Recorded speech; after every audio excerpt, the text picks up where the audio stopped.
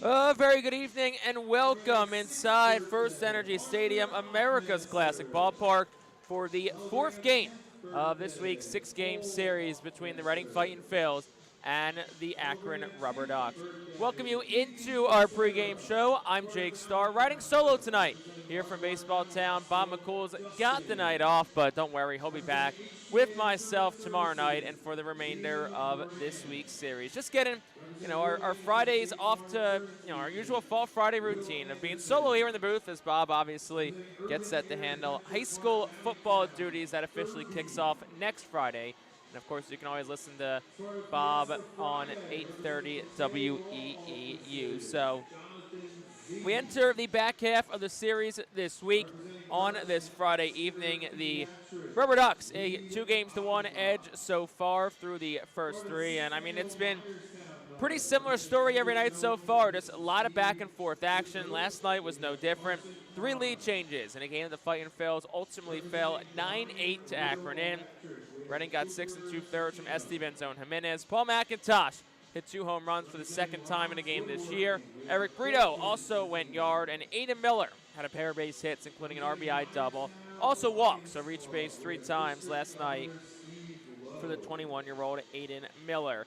3 hits as well from Felix Reyes, which included a pair of doubles, so his bat continues to roll. 324 on the season so far for Felix Reyes. So it's been close every game. The Fightin Phils, after winning Tuesday, are going to look to get their winning ways started again on this Friday night. They'll send one of their most consistent arms, Chuck King, the righty, to the mound for Reading. Yorman Gomez gets the start tonight for the RubberDucks. It's his 5th appearance at the AA level, and he has been good both with Lake County and again here with Akron. But we're going to take our first time out on tonight's pregame show. When we come back, we are joined by former Fightin Phil and current member of the Philadelphia Phillies, Otto Kemp. Part 1 of a 2-part interview with Kemp kicks off when our pregame show rolls on after this.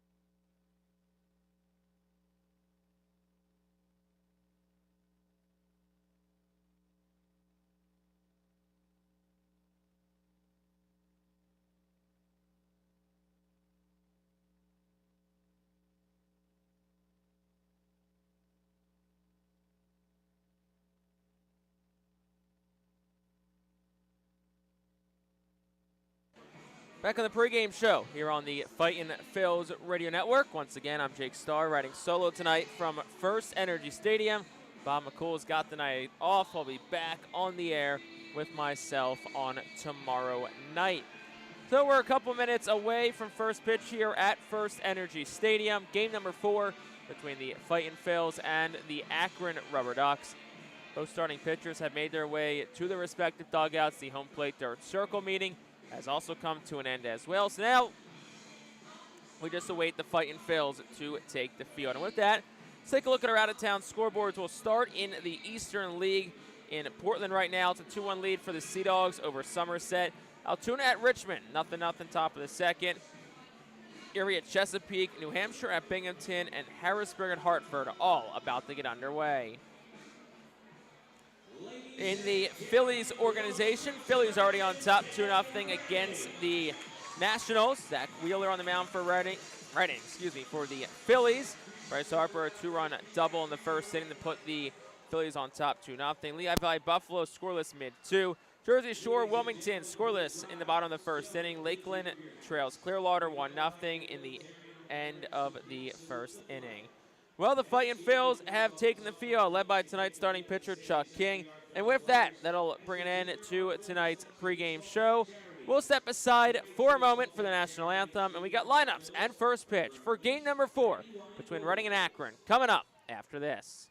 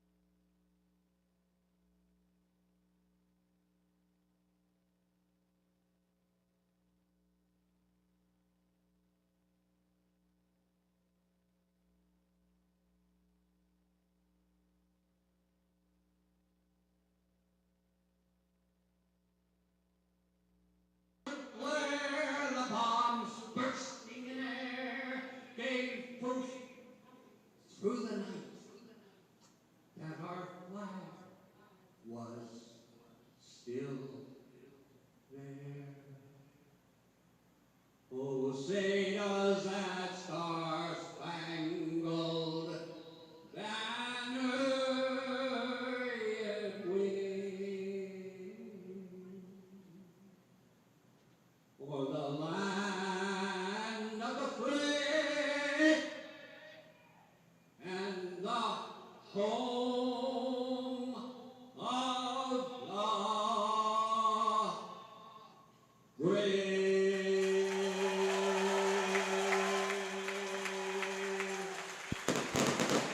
An excellent rendition of our national anthem performed by veteran Jack Cantwell. Jack Cantwell, we thank you for your service to our country and for a great performance of tonight's national anthem. Well, welcome back inside America's Classic Ballpark, FirstEnergy Stadium for game number 4 of 6. The weekend portion of this week's series between Reading and Akron is about set to get underway. With that, let's take a look at tonight's starting lineups. We'll start with the visitors, the Akron RubberDucks. They're led by second-year manager Greg DeCenzo. Christian Knapczyk leads off, plays second base. Angel Henao bats second, home play short. Ralphie Velasquez is third at first base, and Alfonso Rosario bats fourth. He's the DH. Cameron Barstad, the catcher, bats fifth. Wilfredo Antunes bats sixth, home play right. Jake Fox, he's seventh, plays center field. Jonah Advincula bats eighth in left. Alex Mooney is ninth, home play third. Yorman Gomez on the mound for the RubberDucks. We'll get you his numbers in the bottom half of the first inning. On the Reading side, they're led by third-year manager Al Padrique. Aiden Miller leads off, hoping the DH. Carson DiMartini bats second, plays third. Felix Reyes third at first base, and Caleb Ricketts, the red hot bat, back in the lineup, bats fourth and catches. Dylan Campbell fifth, he'll play center. Nick Dunn is sixth at second base. Eric Brito, the shortstop, bats seventh. Leandro Pineda is eighth in right field, and Bryson Ware bats ninth and plays left. And on the mound tonight for the Fightin' Phils, it's the righty 27-year-old Chuck King. Chuck King making appearance number 21, start number 19. He's 6-5 with a 4.56 earned run average, 48 2/3 innings pitched, 112 hits allowed, 24 walks, 74 strikeouts. Opponents hitting .287 against Chuck King on the season. King completes his warm-up tosses. Caleb Ricketts throws it down, and that'll bring Christian Knapczyk to the plate for the RubberDucks. He'll lead things off on this Friday night. Beautiful day here in Baseball Town, 86 degrees, sunny skies. Our first pitch temperature is presented by All Temp Enterprises. So Knapczyk digs in from the left-handed batter's box. It's another lefty-heavy lineup for Akron tonight, as King, who works solely out of the stretch, is ready at the letters and deals home. And the first pitch, a ground ball back towards the middle. It'll leak through into center field, and that's a base hit. So a leadoff single by Christian Knapczyk to get this game started. First pitch fired home tonight at 7:03 p.m. That'll bring Angel Henao to the plate as he steps up. We'll take a look at our umpiring crew on this Friday night. Nathan Hall behind home plate has balls and strikes. Ian Durkins at first. Nick Mull joining the crew today is at third. First pitch on to Henao. He swings, pops it up. It'll shoot over our head and out of play. It's 0-1. 55th game for Henao this year. He's a .257 hitter. Just one home run, 26 runs driven in. The 0-1 from King is there for a called strike. It's 0-2. It's been a good week so far for Henao. 429 on the week. .257 hitter, as we said. Much better on the road. He's a .292 hitter across 27 away contests. King's 0-2. Misses low and away. 1 ball, 2 strikes to the lefty. Defense behind Chuck King. Felix Reyes at first. Nick Dunn at second.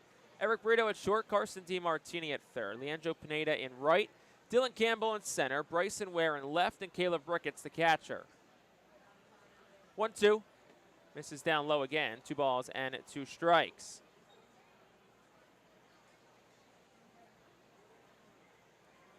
Fightin' Phils tonight wear their Los Luchadores de Reading uniforms, black and red tops with white pants and black caps. 2-2.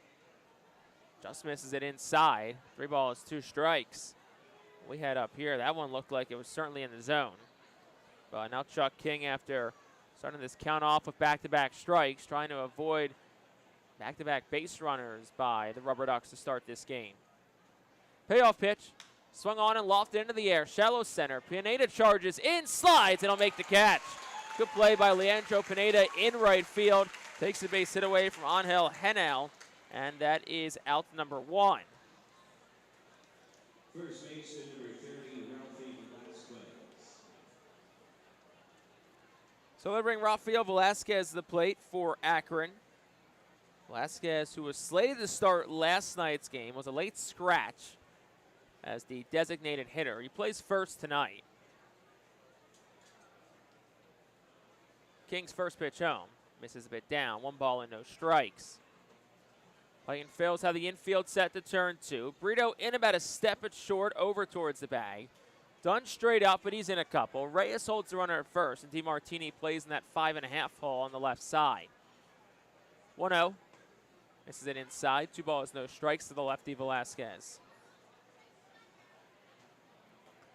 Just the third AA game for Velasquez. 3 for 8 so far this week through a couple of contests.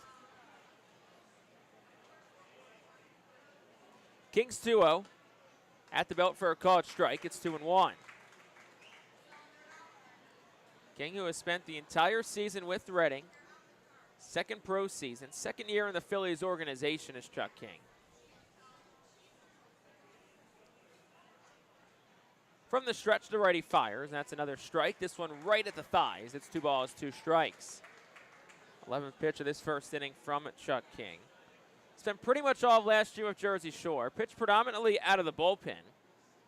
Didn't pitch more than 2 innings in an appearance at all last year, and he's turned himself into a starter who racks up innings. 2-2, swung on, tapped straight down, foul, and the count stays even.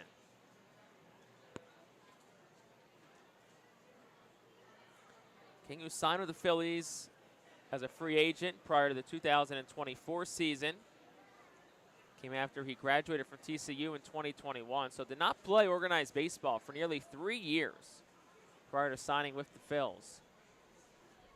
Runner leads on first, 2-2, up and away, and it's the second straight 3 ball, 2 strike count that Chuck King has issued. Velasquez is a .245 hitter with Lake County, the first-round pick in 2023. And King's payoff. Runner goes, pitch is swung on and popped up, shallow center.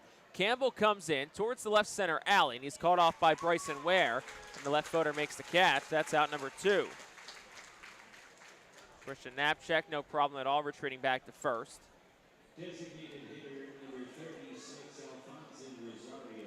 So that'll bring the DH Alfonso Rosario to the plate.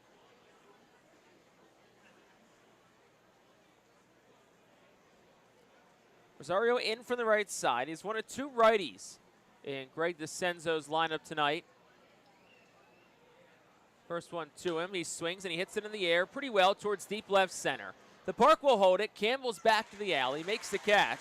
That'll retire the side here in the first. No runs for the Ducks, 1 hit. They leave 1 man on base. We played 1 half. Akron, nothing. Reading coming to bat.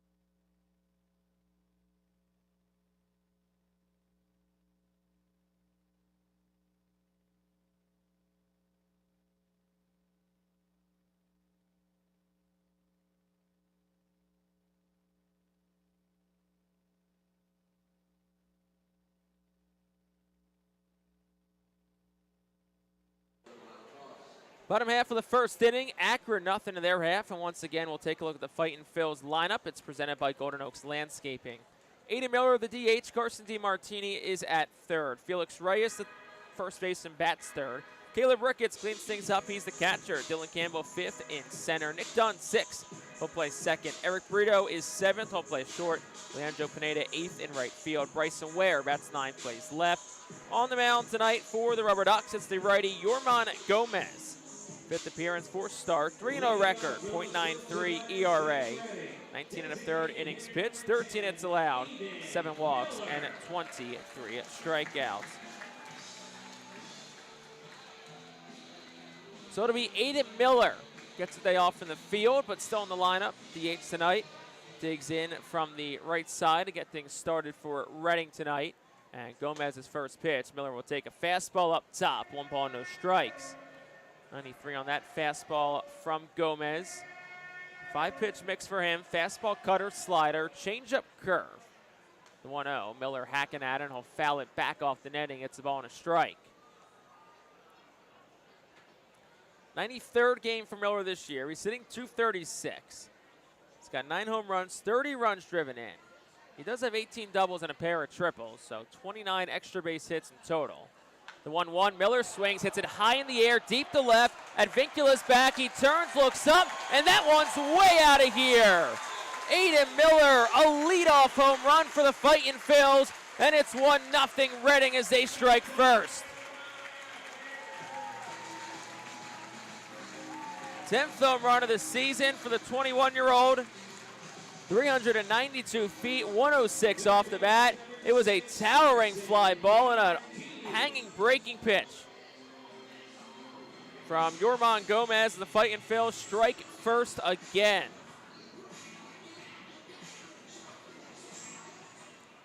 So that'll bring Carson DeMartini to the plate. First pitch to him, he swings and he'll foul it. It's 0-1.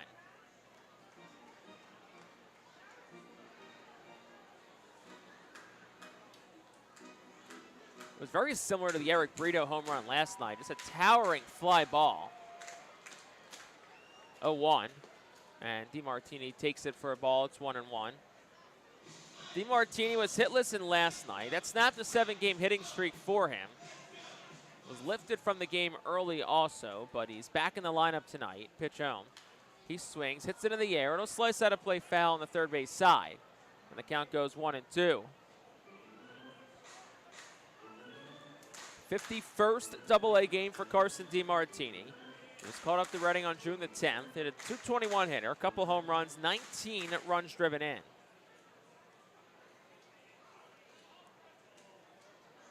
One look in from the righty Gomez, fires home.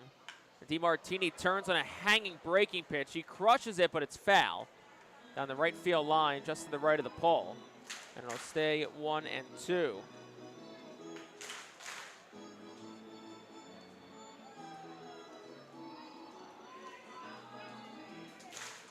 So a couple of hanging breaking balls tonight that the Fightin' Phils have jumped on.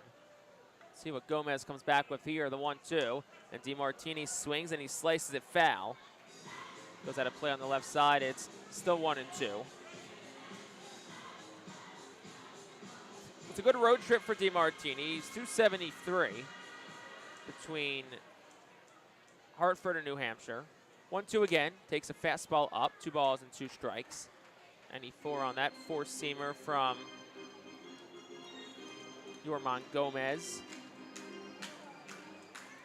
Reading leads early, 1-0, bottom half of the first inning.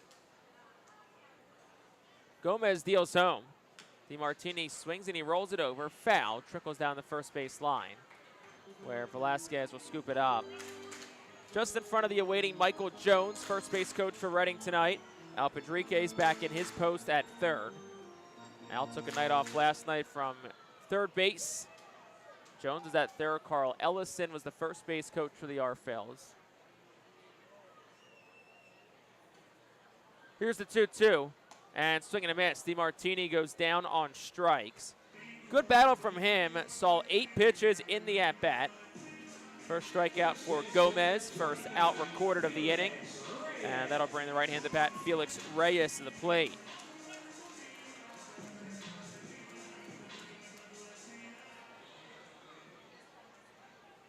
Big slugger digs in from the right side. Slightly open stance for him. The first pitch, he swings and misses at it. It's 0-1. Putting catch up to a fastball at 96. Reyes 324 on the season. Leads the team in home runs with 11. He's driven in 40. That also leads the R-Phils. The 0-1 is taking a bit outside. Ball and a strike. Good night last night for Reyes. 3 hits and an RBI on Thursday. 2 of those 3 hits were doubles. The 1-1. Swinging a bit of an awkward miss on a breaking pitch he was way out in front of. And it's 1 ball and 2 strikes. RubberDucks wear their gray road uniforms, read Akron across the front, gray pants, and they wear light blue caps. More of a royal blue, teal blue kind of mix. 1-2, and Reyes swings and misses at another fastball. He goes down on strikes, so back-to-back strikeouts for Yorman Gomez. 2 outs in the inning, and that'll bring up the red-hot Caleb Ricketts.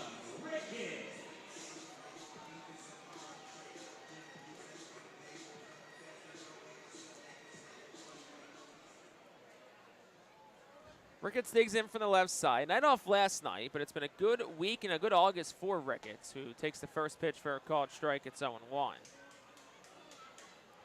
The Aiden Miller leadoff home run, the second one Reading has hit this year. The 0-1, and Ricketts swings, and he hits a little flare, shallow left. Hennell out. In comes the left fielder at Vincula, and he'll track it down and make the catch. and that will retire the side here in the first. Reading, though, strikes first. They got a run on a hit. It was Aiden Miller's 10th home run of the season. They leave nobody on base. We played one. Fightin Phillies lead it early, 1-0.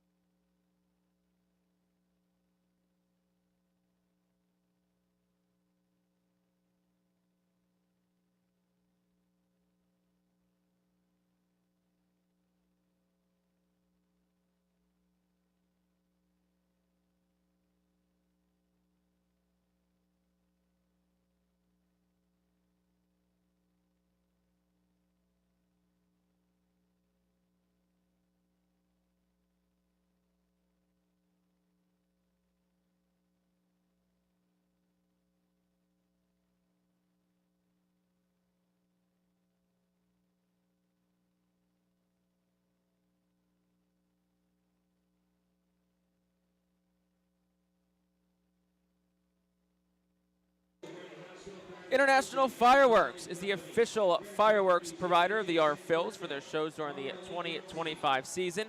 Head to their store at 242 Sycamore Road in Douglasville or visit fireworksrus.com. So we go to the top half of the second inning. 1-0 our score. Fightin Phillies on top. It was a leadoff home run by Aiden Miller in the first inning that put the Phillies on the board first. So now with a lead, Chuck King is back out there for his second inning. It'll be 5, 6, and 7 due up for the RubberDucks here in the frame. Cameron Barstad, the catcher. First that'll bat for Akron here. Barstad digs in from the left side. 196 hitter overall in the year. This is 60th game. King out of the stretch deals the first one home, and Barstad swings and fouls it straight down. It's 0-1. Barstad just 196, but he's been hot as of late. 321 over his last 8 games. Since the calendar flipped to July, 22 hits, 5 doubles, a couple of home runs, and 18 runs driven in. And it looks like Barstad actually fouled that one off of himself.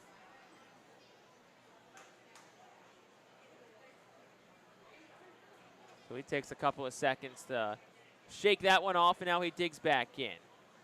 King faced one above the minimum in the first. He have a leadoff single, then got the next 3 ducks out. His 0-1 is on the outside corner for a called strike. It's 0-2. First time King has faced Akron in his career, or nearly for that matter, a affiliate of the Guardians. Since their high A and Phillies high A jersey short, not in the same league. King misses with the 0-2, a bit outside of the lefty. It goes to 1 ball, 2 strikes.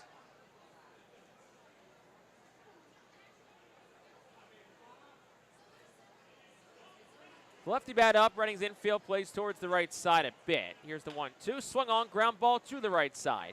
Couple of steps, dashing to his left, Nick Dunn, vacuums it up and fires the first. It's in time. That is out number 1. 4 straight retired by Chuck King, and that'll bring Wilfredo Antunez to the plate for the RubberDucks. Take another look at that play by Nick Dunn on our MILB TV feed.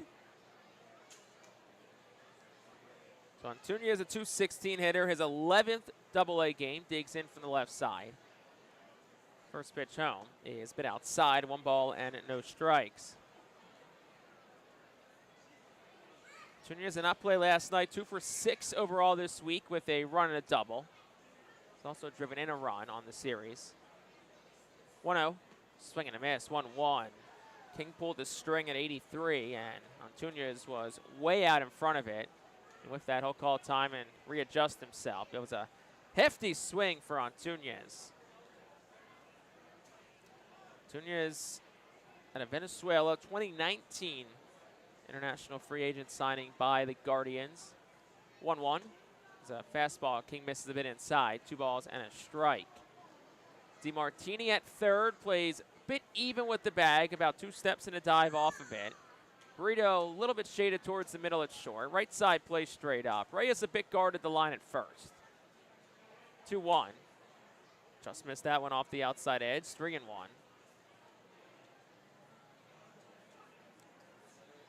Tunez, 1 home run with Akron, 15 in total this year. Would rank 3rd across the Guardians organization. Kings 3-1, swing and a miss, 3-2. Fastball 93, bottom of the zone, and Tunez was once again unable to connect.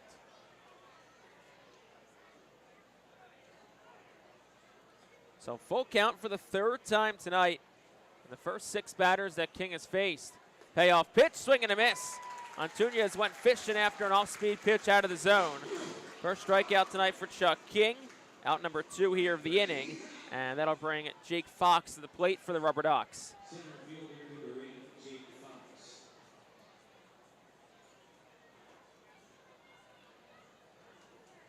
Fox digs in from the left side. First time to the plate tonight. 177 hitter over his first 75 games with Akron this year. First pitch home. Fastball, bit inside. It's 1 ball and no strikes.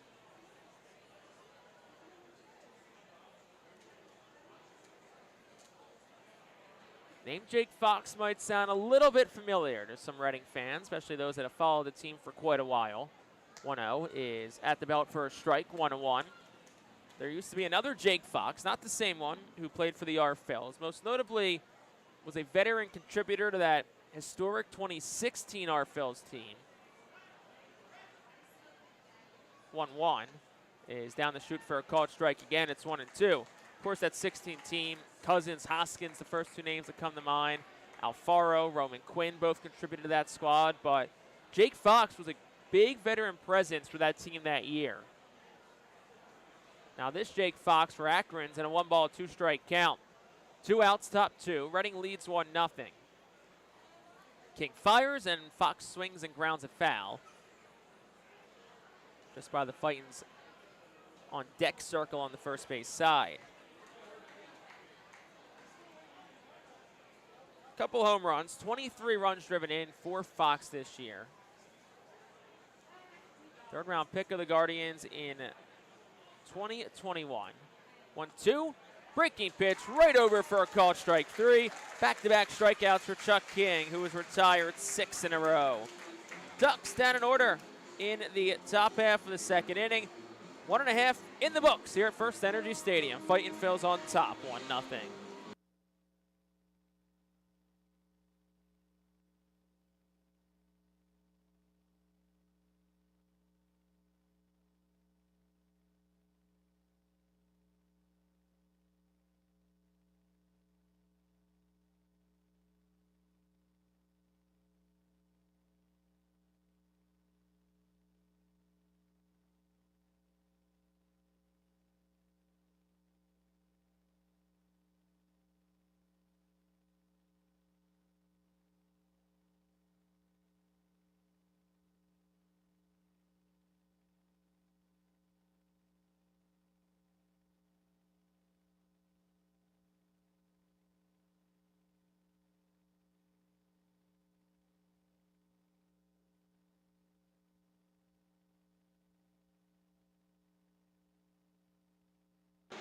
Bottom half of the 2nd inning is brought to you by Cornwall Manor, an active senior living, not-for-profit community in scenic Cornwall, PA, outside of Lebanon.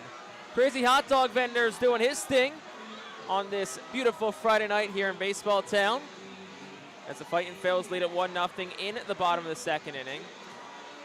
You know, they always say you shouldn't walk and chew gum at the same time, or they say some people can't walk and chew gum at the same time. But I will say, for the first time in a while, I grabbed the trusty net, which has not found a hot dog in it since the 2023 season, but I figured I would give the crazy hot dog vendor a shot. But we were holding the net and doing our ad read at the exact same time, so I guess you could say some of us can walk and chew gum at the same time. Bottom half of the 2nd inning, Dylan Campbell leads off. 5, 6, 7 due up for the Phils here in the frame. Only if Bob was here so we could laugh at my jokes. First pitch to Campbell, swings and misses, it's 0-1. But for the time being, and the next 2 Friday nights when high school football is going on, I'll just talk to myself and laugh at my own jokes. I guess that's the key here. Dylan Campbell, 39th game, a .237 hitter on the year. Pitch home. He swings and he'll slice it foul out of play. It's 0-2.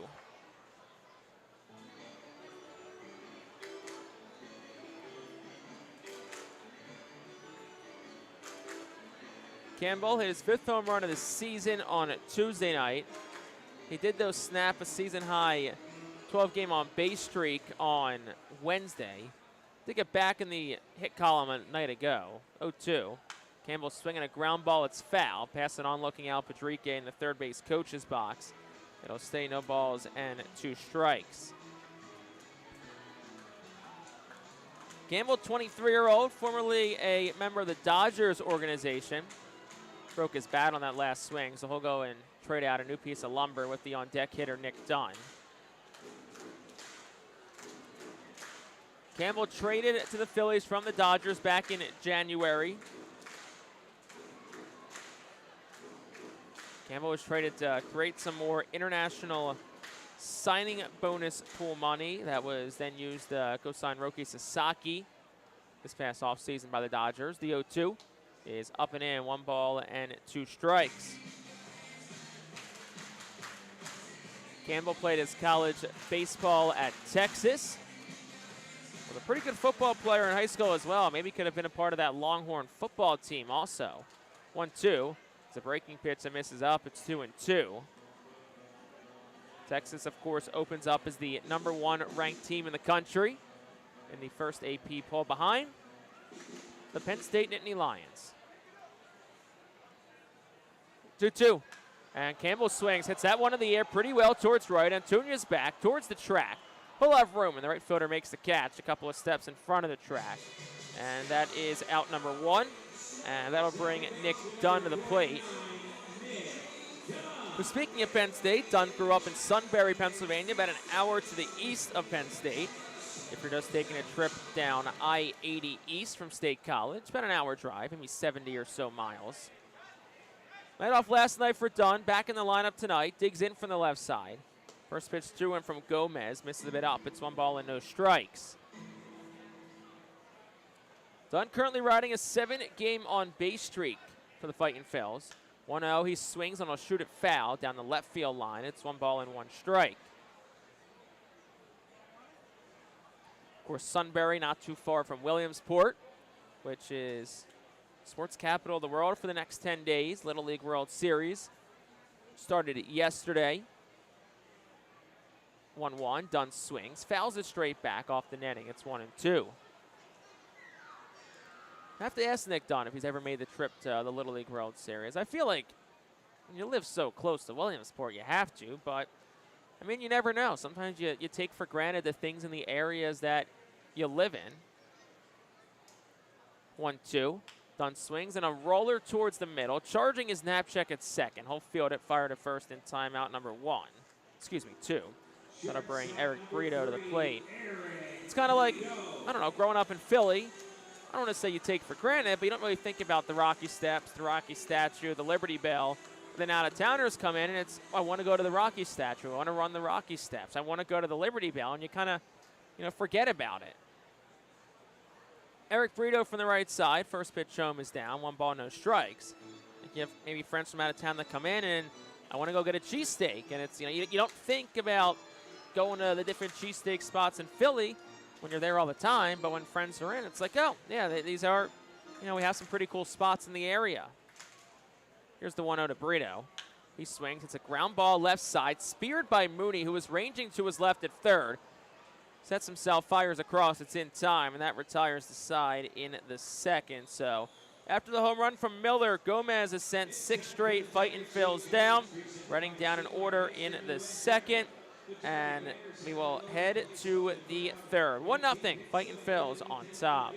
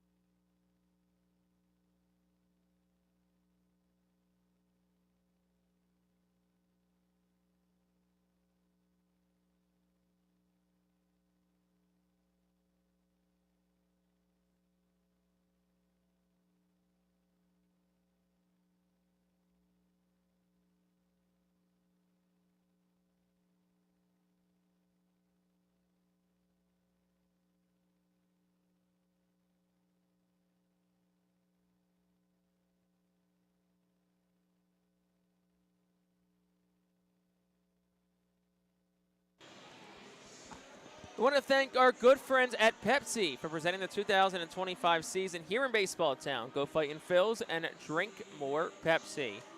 We go to the top half of the third inning. Fightin' Phils on top 1-0. And the RubberDucks will send 8, 9, and 1 to the plate here in the frame. Jonah Advincula, the first that Chuck King will face to start this frame.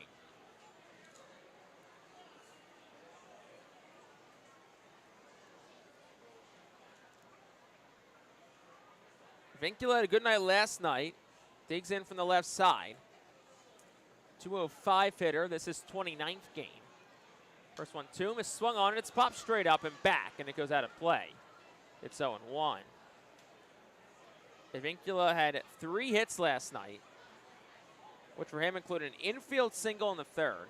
Stole second, stole third, and then he scored on a Kyle Dernetti base hit. 0-1. Is taken on the corner for a strike. It's 0-2. Dernetti, though, of course, part of an Akron transaction today. He was sent back to High Lake County as the on-deck batter Alex Mooney was activated off the 7-day injury list from a concussion earlier this afternoon. The 0-2, swinging a miss, struck him out. Split finger changeup from Chuck King at 84. And Advincula was out in front of it. 3 strikeouts for King. He's done that 3 consecutively. And that'll bring Alex Mooney, as we just mentioned, to the plate. Third baseman number 9, Alex Mooney. Mooney digs in from the right side. As we said, it's his return from the injured list. And King's first one to him is a fastball a bit outside. It's 1-0. Mooney on the injured list from the 7th to the 15th. So we said it was a concussion that sidelined him. So 199 hitter, 92nd game he's played with Akron this year. 1-0 is down, 2 balls and no strikes. 1-0 ball game. Fightin' Phils on top half of the third inning. Once again, I'm Jake Starr. Appreciate you spending part of your Friday night with myself. 2-0 is inside. Clipped off the glove of Ricketts. Shoots to the backstop. It's 3-0. Beautiful Friday night as the sun continues to set. Days, of course, starting to get shorter as we are in the waning weeks of summer. Of course, summer still has another month left, but only 1 more week left of summer break until school's in session. 3-0 gets the corner for a called strike. It's 3-1. Great crowd on hand tonight. Both grandstands are pretty much full. The main grandstand's probably about 75% full. The pool is splashing. The deck is pretty full.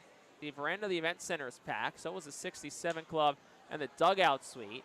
Mooney swings the 3-1 and pops it up to shallow right. Pineda tracks in, and the right footer's there to make the catch. That's out number 2. 8 straight retired by Chuck King, and that'll bring Christian Knapczyk to the plate.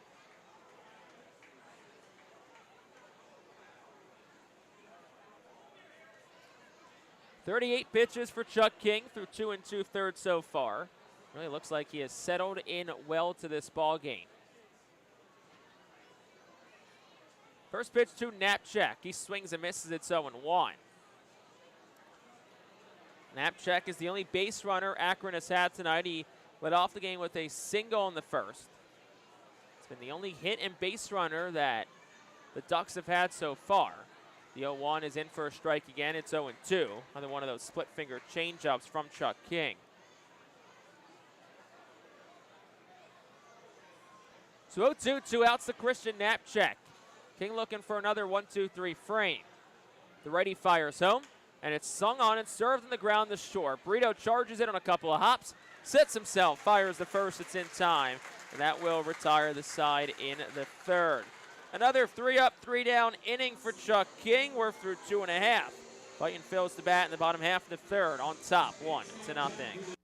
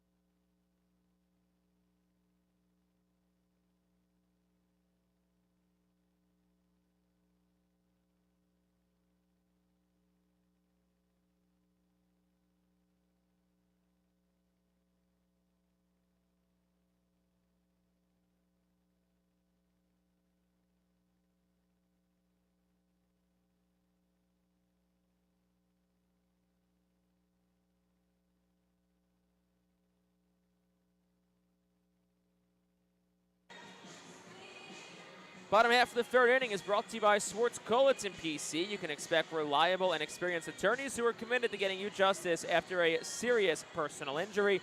Call Swartz Colitz today at 1-800-JUSTICE. Bottom half of the third inning, 1-0 Fightin Phillies on top. We still owe you the Akron defense. Let's get that to you right now. Velasquez at first, Knapczyk second. Henels at short, Mooney plays third. Antunes in right, Fox center, Advincula in left, and Barstad is the catcher for the RubberDucks. 8-9-1. Running sends to the plate. Here in the inning, Leandro Pineda leads things off from the left side. Yorman Gomez back out for his third frame of work. And the first pitch home is a breaking pitch that Pineda takes all the way as it misses outside of the lefty bat. Pineda, a 208 hitter on the year. This is 90th game of the year. 1-0. He swings at a pitch that was inside, and he's able to get a piece of it, but foul. Trickles off the sidewall on the first base side, where Michael Jones picks it up, and will flip it into the Savage dugout suite, which is also packed tonight, as it looks like the Ram Club also fall on this Friday night. Here's the 1-1. Pineda takes it outside again, 2 balls and 1 strike. Another Fiesta Friday here at the ballpark. Post-game fireworks to follow. It's going to be a very exciting weekend here at the ballpark. 2-1, Pineda swings. He'll shoot it foul this time. Left side and out of play. Tomorrow night's our 27th annual Harley night. It's a Harley game cap giveaway for adults 21 and older. Pre-game Harley parade around the warning track as Pineda calls time. Fireworks to follow that game. And then the series ends Sunday with another Philly Fanatic appearance. Second straight Sunday, the big green guy is here. 2-2, Pineda takes it just off the outer edge of the plate. 3 balls and 2 strikes. Pineda worked 3 walks and was hit by a pitch a couple of nights ago. Has really been working some good ABs lately. Payoff pitch. That's up ball 4. So another walk for Leandro Pineda. First issued by Gomez tonight. Second base runner for Reading, and that'll bring Bryson Ware to the plate.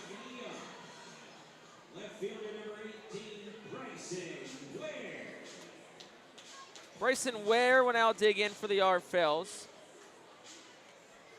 So Leandro Pineda has now reached in 7 straight plate appearances, and he has not recorded a hit in any of them.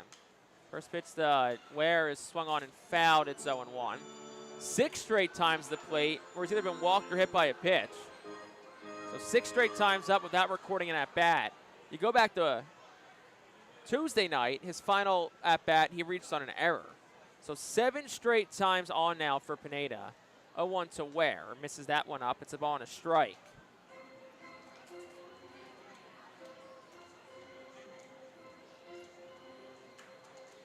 Ware 6 for 17 through 4 games with Reading so far. That equates to 353. He's driven in 3 runs. That all came last Saturday at New Hampshire. Over to first to check on Pineda. He's back in safely. Reading beat New Hampshire 16-1 last Saturday. Most runs in a game since 2016. Most hits at 22 in a game since 2012. 1-1. Ware swings, fouls it straight back. It's 1-2. In that game on Saturday night, Bryson Ware had 5 hits. First time an RFL did that since Luke Williams in 2019. And Felix Reyes also had 5 base knocks on Saturday. First time a pair of teammates both had 5 in a game since 2012 when Cesar Hernandez and Darren Ruff did it. 1-2, Pineda takes off, Ware swings, fouls it back. It's a screamer up towards the ice cream stand on the right side of the press box. Looks like everyone's okay, and the count stays a ball and 2 strikes.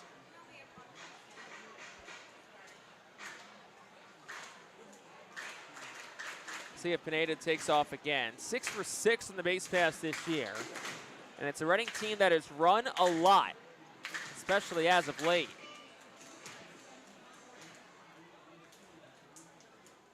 The 1-2, Pineda stays put, and Ware swings, he slices it Had a play down the right field line. It stays 1-2. Since July the 29th, which was the start of the 2-week road trip in Hartford, Reading has stolen 41 bases. That leads the Eastern League over that stretch by a wide margin. 14 is second place Hartford over that span. Still a ball and 2 strikes here to Bryson Ware. Pitch shown, Pineda takes off again. Pitch misses off, throw to second, hits off of Pineda, goes into shallow center field. Shortstop Henao was there to back it up, so Pineda will stay put. But it'll be the 7th stolen base for Pineda this year in as many attempts. Reading now is a runner in scoring position.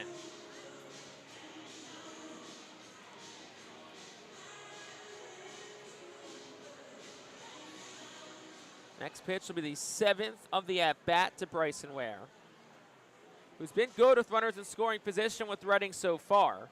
4 for 5.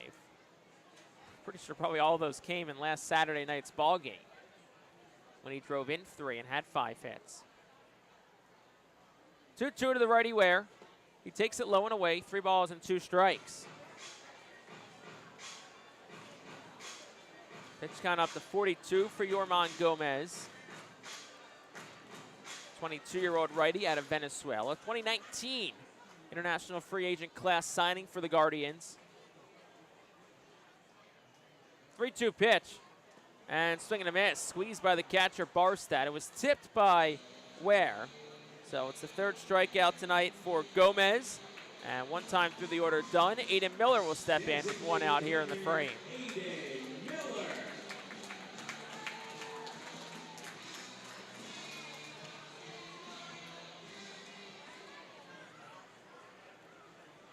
Miller 1 for 1 tonight. Solo home run back in the 1st to lead off the game for the Fightin Phils. First pitch to him. He takes a breaking pitch for a strike 0-1. It's the 2nd leadoff home run by an R-Phil this year. The last of which was here on Sunday, May the 4th against Harrisburg.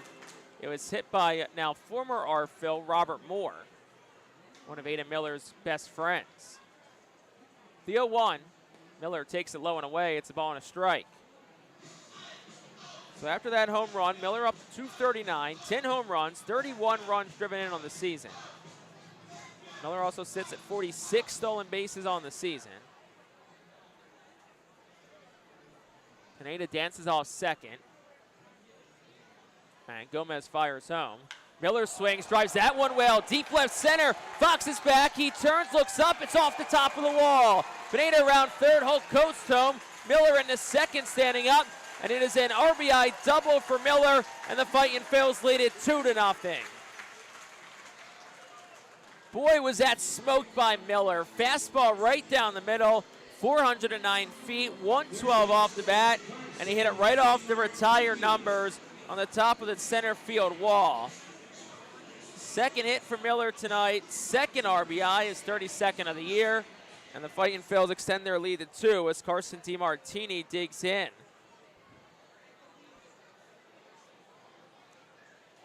First pitch to DiMartini, swings out in front of a curveball. It's 0-1.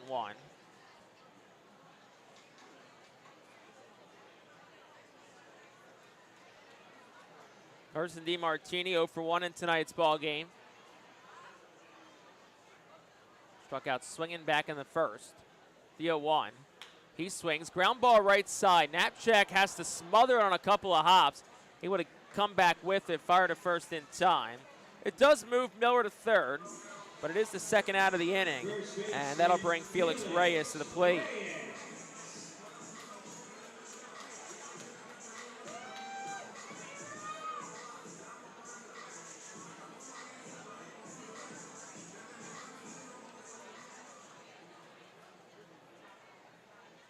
Reyes digs in from the right side. Gomez signals to the umpires he will pitch out of the windup here with the runners on 3rd.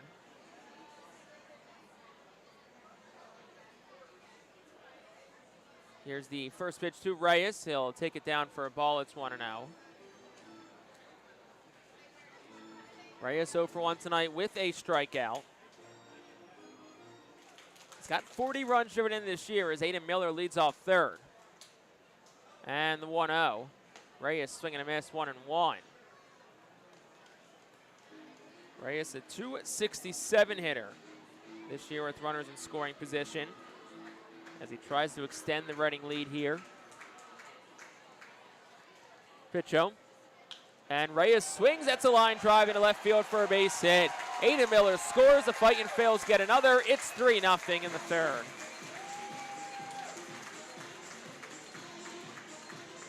First hit of the night for Reyes after 3 last night.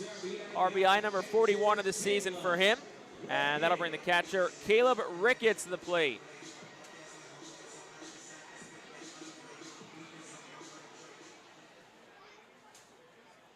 So Ricketts will dig in from the left side here. 2 outs in the third inning. First pitch home. He swings, line drive over the head of a leaping Haynow in the center for a base hit. Reyes goes station to station, stops at second, and the red-hot Caleb Ricketts keeps things rolling with a 2-out single, and that'll bring Dylan Campbell to the plate. Center fielder Dylan Campbell.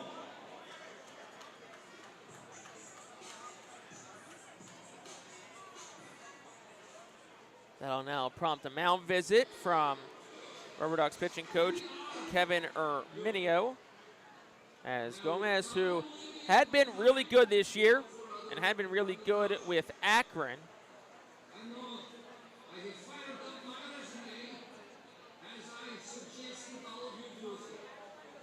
but he's struggling right now here in this third inning. It's actually Michael Poole who's out for the mound visit. Thanks to our good friend in the neighboring broadcast booth, Marco Lenave, for giving us that tidbit of information. Now, Gomez has been good. Last time out, season-long 6 innings, career-high 10 strikeouts. But Reading getting to him right now, 52 pitches for Gomez. So Dylan Campbell will dig in. It's 2 outs, bottom of the third. Reading leads at 3-0, and it's men on first and second for the home team.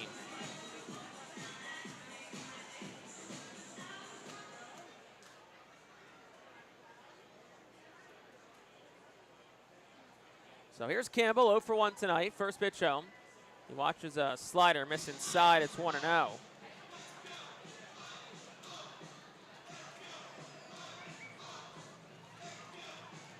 Campbell flew out the right his first time up. 235 hitter on the season. Pitch home is a breaking pitch that misses up again. It's 2-0.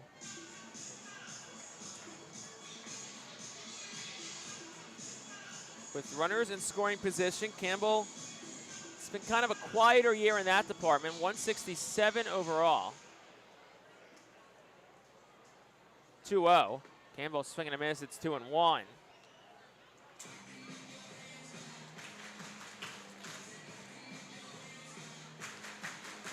There is action in the Akron bullpen early in this game. Matt Jasek, the righty, is up and throwing for the Ducks. 2-1 home. Campbell swings and pops it up. Foul territory, third base side. The catcher Barstad is caught off with a third baseman Mooney, who makes a catch in front of the third base dugout, and that will retire the side in the third. Well, in the inning for the Fightin' Phils, they scored 2 runs. They had 3 hits. There were no errors and 2 men left on base. Third of the way through on this Friday night from Baseball Town. We'll head to the fourth. Fightin' Phils on top 3-0.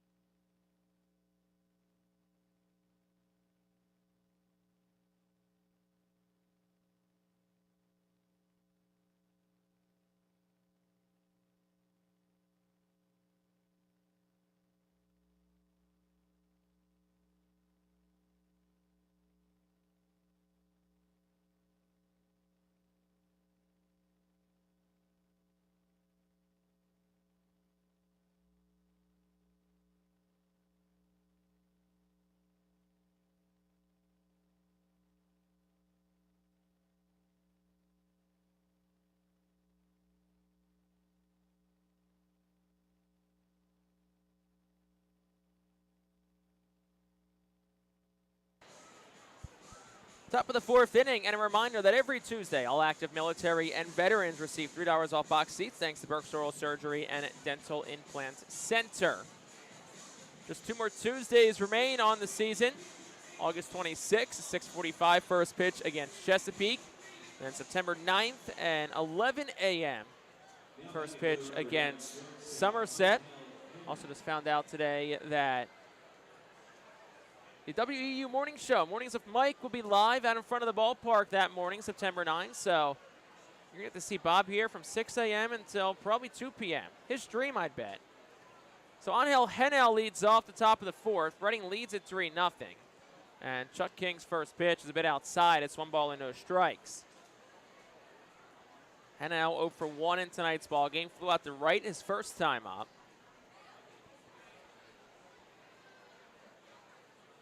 And here's the 1-0 home. Swinging a foul ball straight back. It's 1-1. King has sent 9 straight down since allowing a leadoff single to Christian Knapchak back in the top of the 1st inning. 43 pitches so far for King. He's been pretty efficient as well. 1-1. It's swung on and hit into the air, not deep towards shallow left. Bryson Ware in a couple of steps. Now couple to his right, left fielder makes the catch. That's out number 1. And that'll bring Ralphie Velasquez to the plate.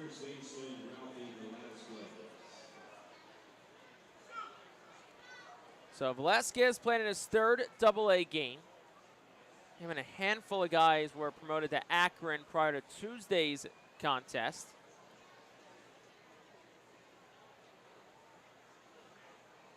Velasquez and Knapchak, who's the leadoff man for this Akron team. First pitch home is taken a bit outside. It's 1-0. Knapchak, Velasquez, actually pretty good friends. And actually, when they were in Lake County, their lockers were 2 lockers apart at the Captain's Ballpark out in Ohio. But there was a vacant locker between the 2 of them. The 1-0 is swung on, hit into the air well towards deep right. Pineda's back. He turns, looks up. It's gone.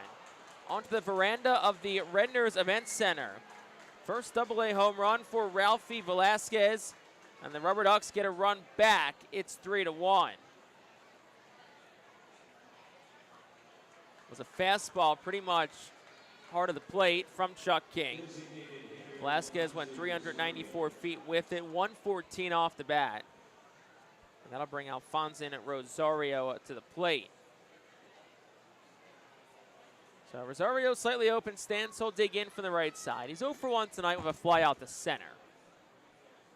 First pitch home is there for a strike 0-1, but there was a vacant locker between Velasquez and Knapchak, so they would use that to store their extra bats. And they actually named that middle locker, they called it the juice box. So I wonder if they're bringing the juice box to Double-A with them. The 0-1 is swung on, hit in the air towards right. Pineda tracks back towards the track, reaches up, and he's able to make the catch. Excellent play by Leandro Pineda in right field. Takes an extra base hit away from Alfonso Rosario. That's out number 2, and that'll bring Cameron Barstad to the plate. So the juice box, that's definitely an interesting name to say the least, but hey, it never works. Both Knapchak and Velasquez had a lot of success amongst the leaders in a variety of categories in the Midwest League for their call-up to Double-A. First pitch to the catcher, Barstad, takes for a ball. It's 1-0. Barstad 0 for 1 tonight. He's a 195 hitter on the season.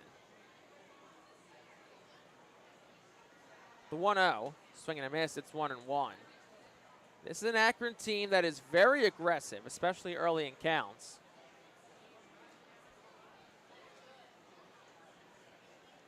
A lot of early swings from this RubberDuck team.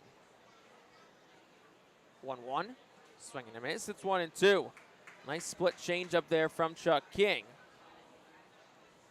King was coming off one of his best starts of the season last week in New Hampshire. Picked up his team-leading 6th win.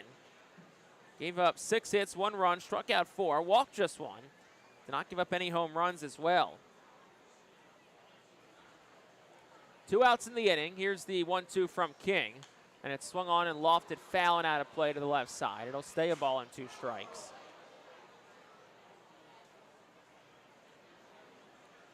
Home runs have been the Achilles heel for King. 17 allowed on the season. That is most amongst any pitchers in the Eastern League. But it's been better as of late. He's not allowed a home run in 8 of his last 12 outings and just 5 total over his last 62 and a third innings pitched. So a lot of those numbers were more front-loaded on the season, the home run-wise. 1-2 is down, 2 balls and 2 strikes.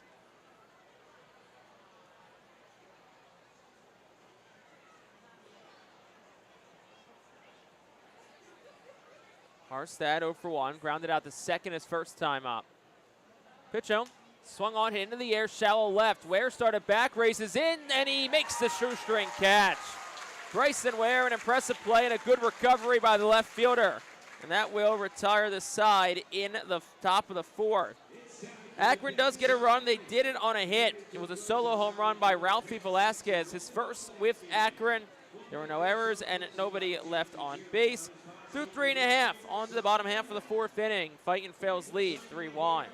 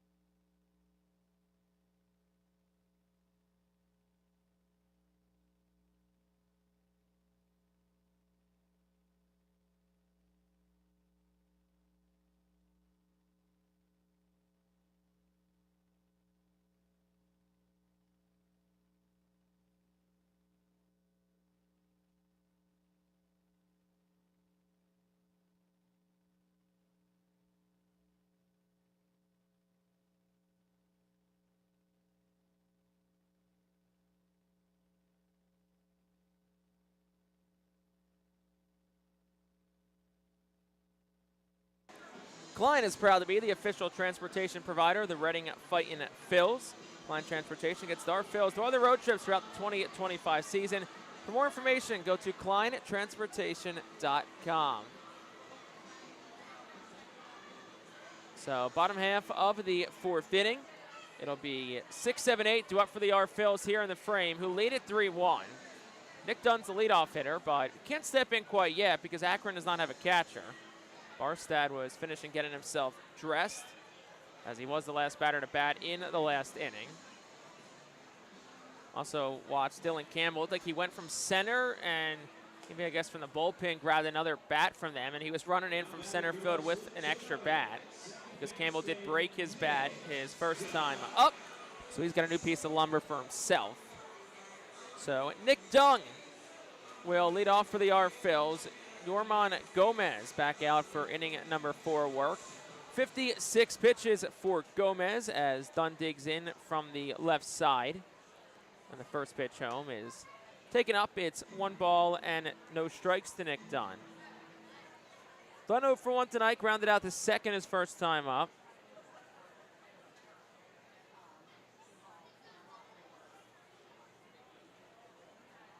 And the pitch, Dunn takes it up, 2 balls and no strikes.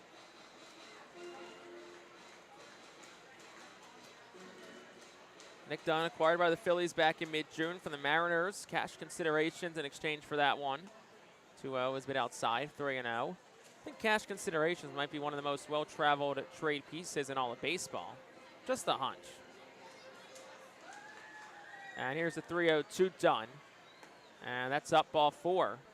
So leadoff base runner for the R Phils. Second walk issued by Yorman Gomez. Second straight inning with a leadoff walk, and that paid off the first time. And that happened back in the 3rd inning. Running a couple of runs in that 3rd inning off of Gomez. So here's Brito from the right side. He's 0 for 1 tonight. Grounded to 3rd his first time up. First pitch to him is taken for a strike at the knees. It's 0-1. Slider at 82 from Gomez.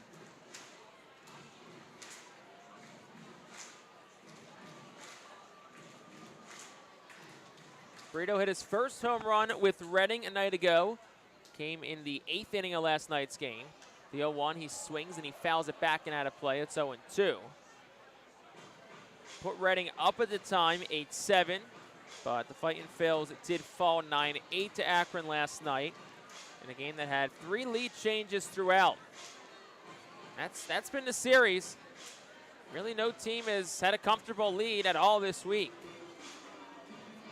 With that in mind, let's see if Reading can tack on some more here. They lead at 3-1. Nick Dunn, who led off with a walk, leads off. 0-2 the count to Brito.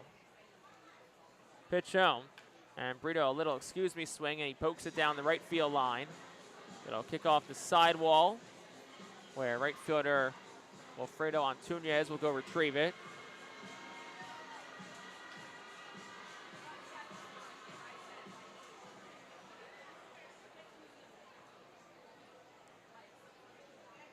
Waiting for Antunez to get back to right field.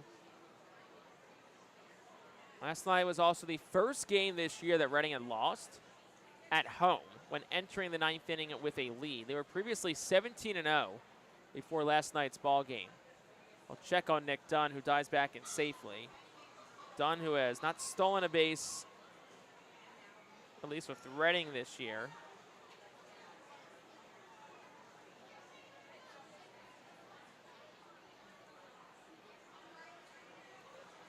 Only 11 stolen bases in his career.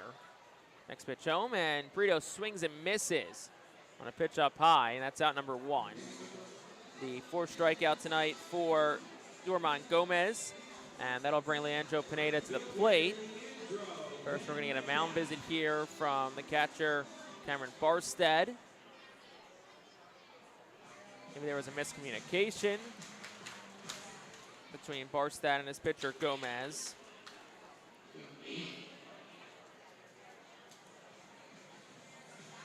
They said it's been a good stint with Akron so far.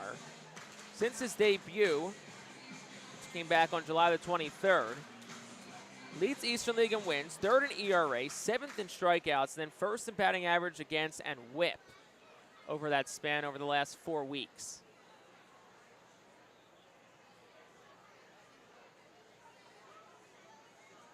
Lefty Pineda digs in. First pitch will have to wait as Gomez will flip and turn to first. Nick Dunn back in sliding. Dunn not really a stolen base threat, but unless they sense that maybe Reading sees something. Just 1 stolen base tonight. It was from Pineda last inning. The next pitch to Pineda is inside 1-0. Pineda was walked his first time up, has now reached in 7 straight times to the plate. He has 6 straight times to the plate without recording an at-bat. And Pineda swings and he crushes it. It's well foul. Gonna go towards the parking lot in right field. It's 1-1. Hopefully that avoided my car out there and really any other cars.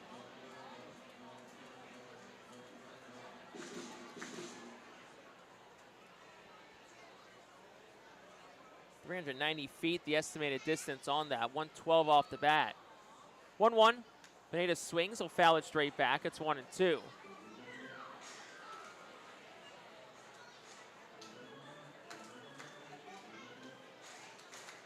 Pineda's sitting at 208. He's got 6 home runs, 28 runs driven in on the season. Did not start last night, but did enter the game for Carson DiMartini.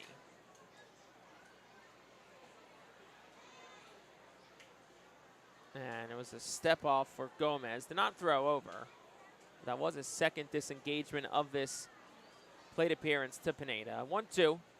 That's a curveball that misses up. 2 balls, 2 strikes.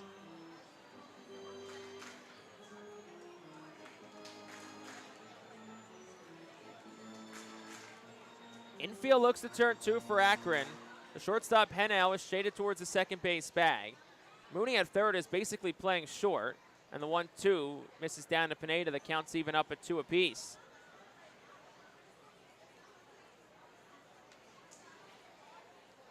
Knapcheck at second straight up in a step. And Velasquez holds the runner on at first to Nick Dunn.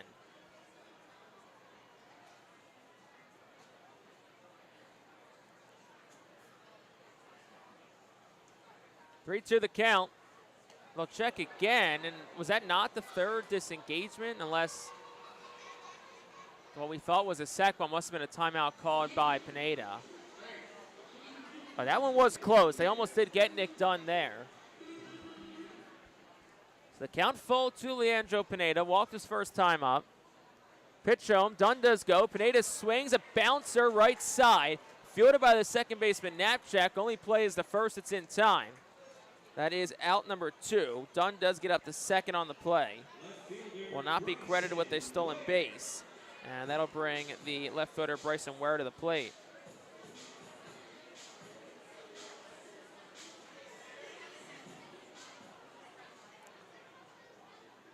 Ware 0 for 1, struck out his first time up. As Nick Dunn leads off second. Pitch home. Swing and a miss. It's 0-1.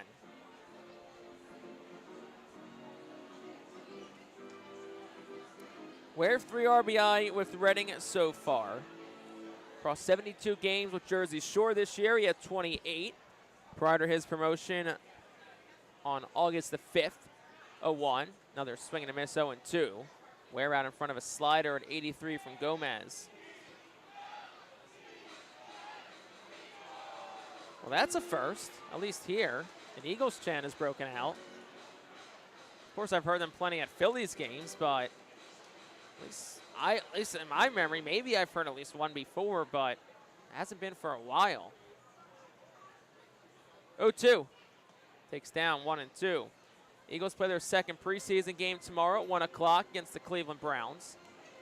Then they open on Friday, September 4th at home against the Dallas Cowboys. You can listen to that game on our flagship, 830 WEEU. As the Eagles unveil their Super Bowl banner and the quest for a repeat begins. And now it's be a pitch clock violation on the pitcher, Gomez. That'll make it a 2-2 count. He's just awfully concerned right now with Nick Dunn. But as we said, has not stolen a base in 25 games with Reading this year. 2-2, and Ware swings and he pops it up. Foul territory, third base side. The catcher Barstad was waiting for the third baseman Mooney, and neither of them able to make the play.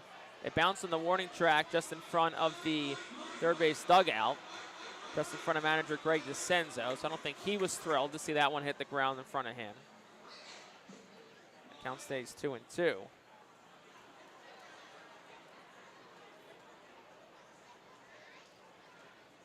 Ware 6 for 18 through 5 games with Reading so far. 4 for 6 with runners in scoring position.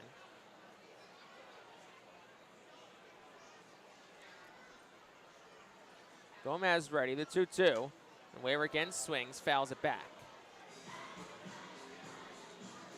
5th pitch of the at-bat, 75th of the night for Gomez. I mean, Reading is doing a great job getting pitches on the Akron starter tonight. They've worked some really, really quality at-bats this evening. Dunn leads off second, 2 outs in the 4th. 2-2 again, up and away, and the count's full. So another full count worked by the Phils.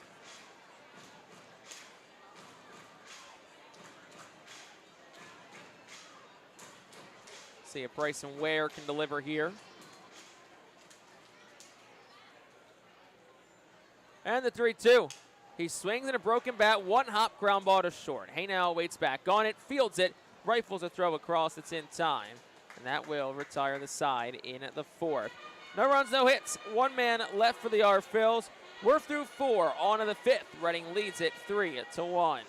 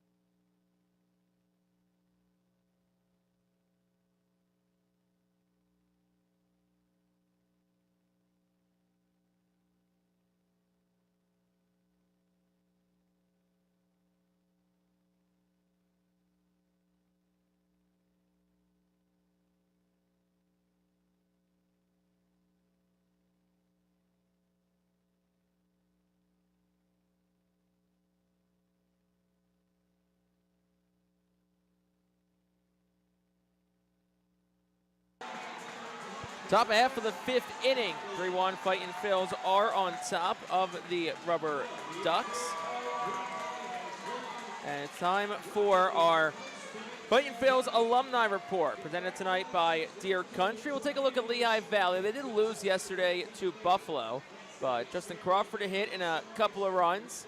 Robert Moore and Alec Boehm had extra base hits. Moore a double and Alec Boehm a triple, as Boehm continues to work his way back to the Big Phils. On top of the Big Phils, 2-2, bottom half of the 5th inning in Washington. Good pitching matchup tonight. Mackenzie Gore going up against Zach Wheeler. Rematch of opening day in D.C. Chuck King back out. Antunes, the first batter that he'll face, the first pitch to the lefty, is swung on and hit on a line to right. But it's right to Leandro Pineda, who comes in a couple of steps and makes the catch. That's out number 1.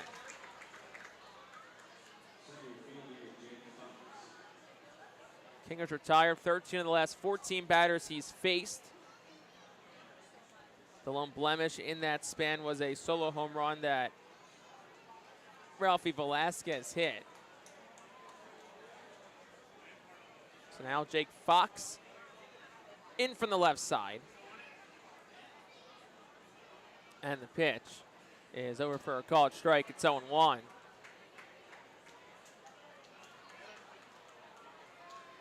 Velasquez 0 for 1, Fox 0 for 1 tonight. We're just talking about Velasquez. Fox struck out looking his first time up in the 3rd. 0-1 is taken a bit down, 1 ball and 1 strike.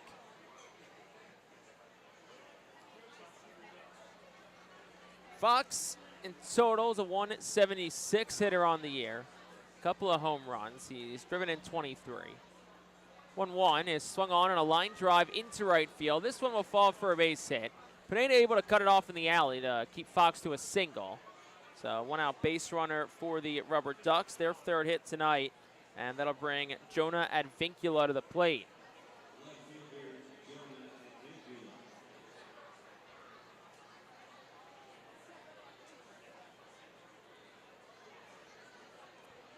So Advincula digs in from the left side. Fightin Phils will look to turn 2 defensively. DeMartini plays up at 3rd, perhaps thinking maybe a bunt gets laid down by the speedster Advincula. And the first pitch shows a bit outside. It's 1-0. Advincula struck out swinging his first time up in the 3rd.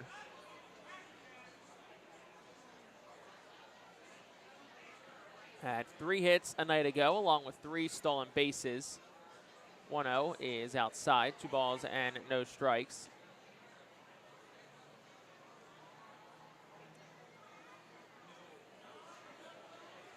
Advincula's younger brother, Jaron Advincula, who plays college baseball at Cal.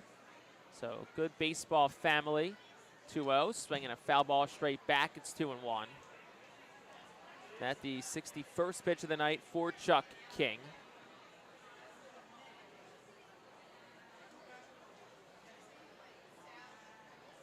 King, as we said, 27 years old.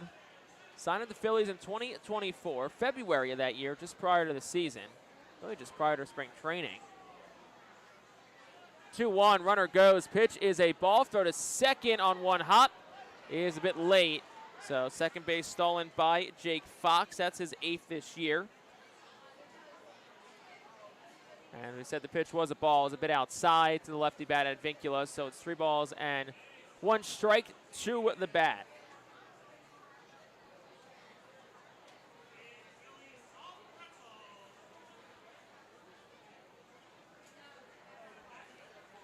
Fox gets the lead off second. King from the stretch deals home. On the corner for a called strike, it's 3-2.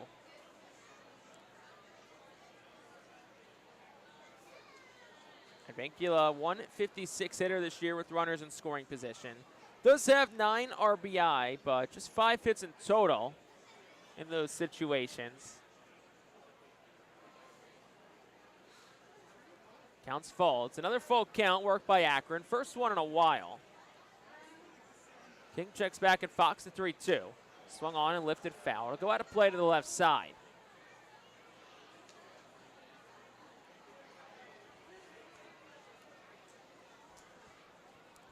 King's been at his best this year with runners in scoring position, holding opposing hitters to just a 204 average in such situations. Next pitch, swinging a tapper. It goes foul on the first base side.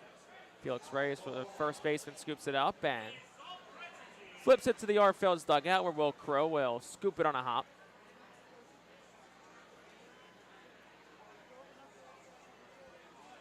So we'll do it again here at 3 balls and 2 strikes. Jake Fox leads off second. Reading leads by 2. 3-1 in the top of the 5th.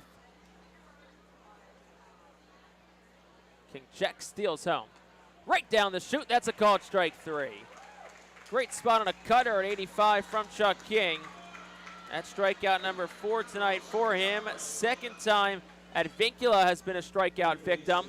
And that'll bring Alex Mooney to the plate with 2 outs in the frame.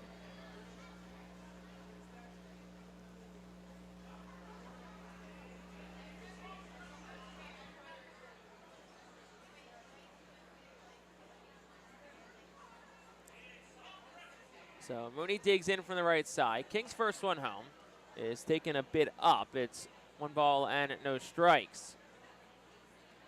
That was pitch number 66 tonight for King. He's gotten as high as 96 this year. Did that in his last outing, so still a good amount of leeway to go for King pitch count-wise. 1-0 is inside. Almost hit the righty Mooney, but it's 2 balls and no strikes. Alex Mooney in his first game back off the injury list. Sidelined for a little over a week with a concussion.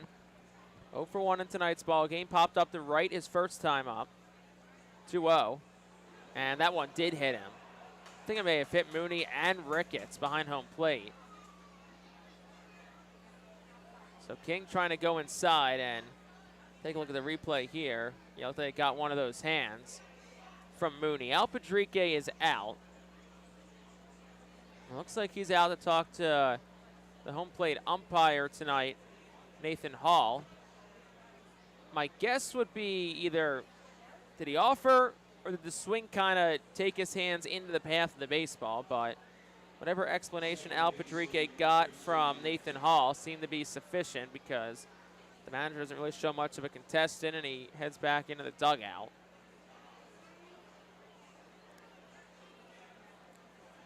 So that'll flip the lineup card over for the 3rd time for Greg DeCenzo and bring Christian Knapczyk to the plate. Knapczyk 1 for 2 tonight. This will be the 70th pitch tonight for King. Here it is. And Knapczyk will swing and he'll foul it out of play to the left side. It's 0-1.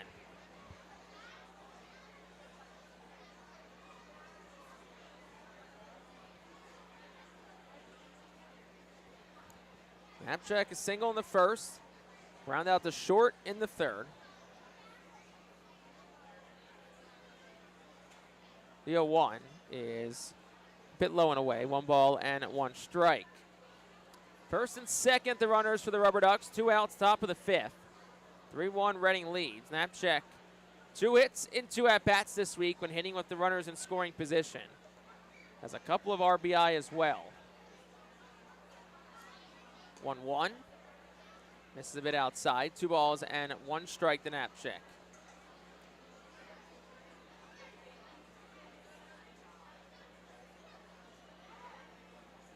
Knapczyk, who had 259 with Lake County earlier this year. 18 doubles, 7 homers, 44 runs driven in. Next pitch, he swings and he pops it up. Shallow left towards the line. Carson DeMartini's out. 3rd baseman drifts in the foul territory, and that's where he makes the catch. And that will retire the side in the 5th. So Akron, no runs, 1 hit, 2 left. Halfway home on this Friday night here in Baseball Town. Bottom of the 5th up next. Reading still leads it 3-1.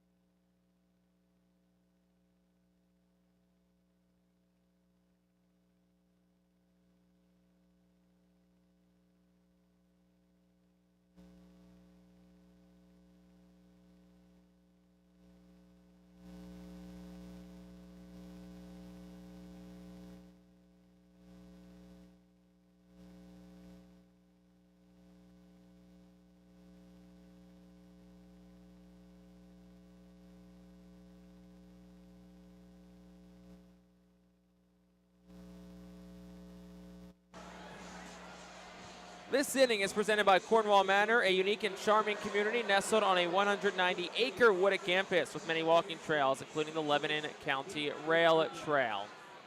So we go to the bottom half of the 5th inning. Fightin Phillies on top, 3-1. It'll be the top of the order due up for the Phillies here in the frame. And Aiden Miller will be the first to bat for the Fightin Phillies. Miller, it's been a great night for him so far.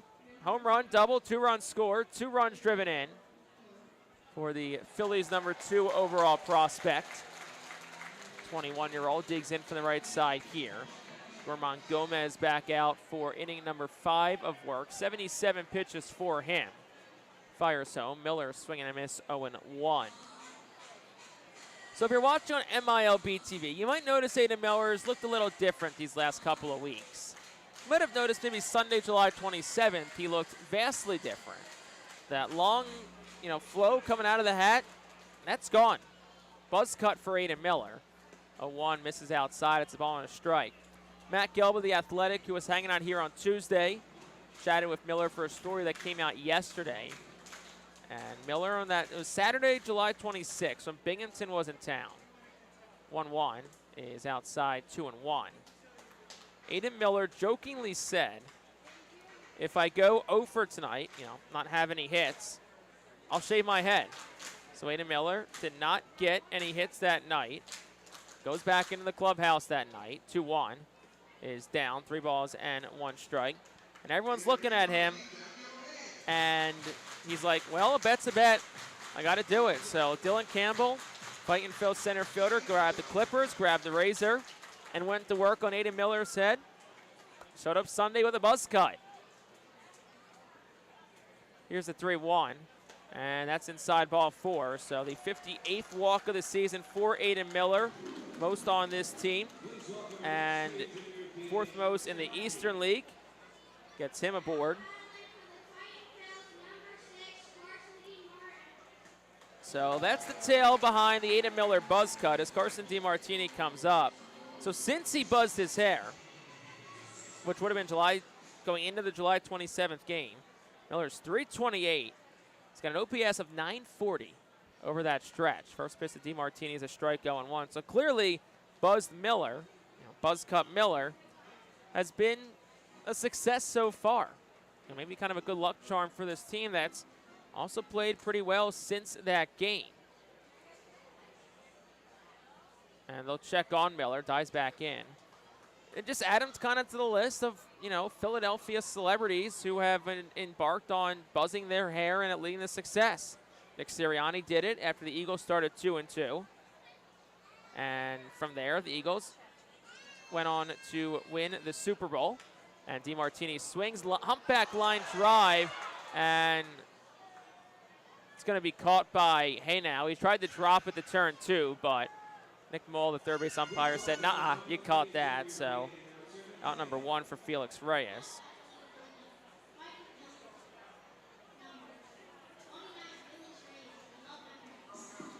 So Felix Reyes digs in, but, Nick Sirianni shaved his head. It worked.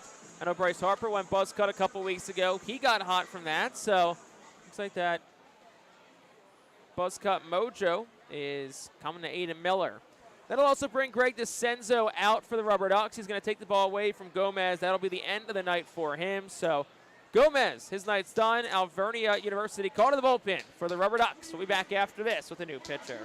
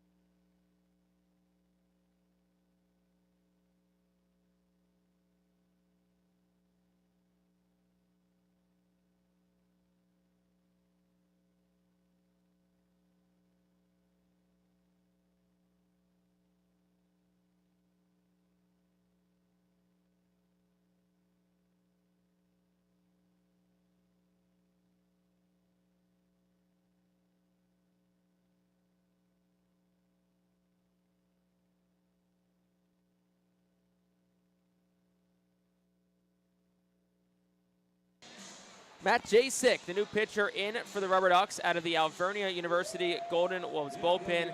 For Jasek, just his second appearance at the AA level, when an inning and 2/3 gave a run on 3 hits, walking 3 strikeouts the other night against the Fightin Phillies. Pitched on Tuesday.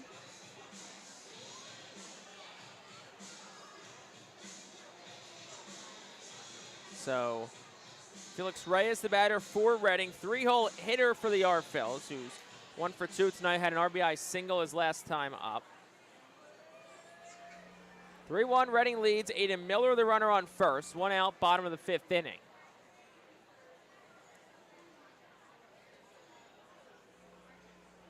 And first things first, Jasek will check on Miller, dives back in safely. Miller, 46 stolen bases on the year in 54 attempts. He had a couple on Tuesday night, but has not been able to pick up one since.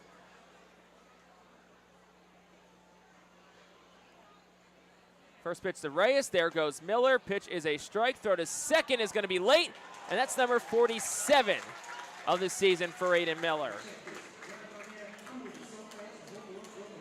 So 47 for Miller, leads the Eastern League and the Phillies organization, and it puts him 3 away from being the first Phil in 38 years to steal 50 bags in a season. Pitch was a strike, so it's 0-1 to Reyes. And the pitch. That's outside. It's 1-1. Jose Leyva in 1987 was the last time an Phil stole 50 bases. That's quite a while ago. Pretty sure everybody that works in this front office in Reading would not have been here in 1987, if my math is correct. 1-1. Swung on and a ground ball towards short. Miller goes towards third. It's fielded on a backhand by Haynow. Long throw across is in time. Reyes out. Miller up to third. 2 outs in the inning for the red-hot Caleb Ricketts.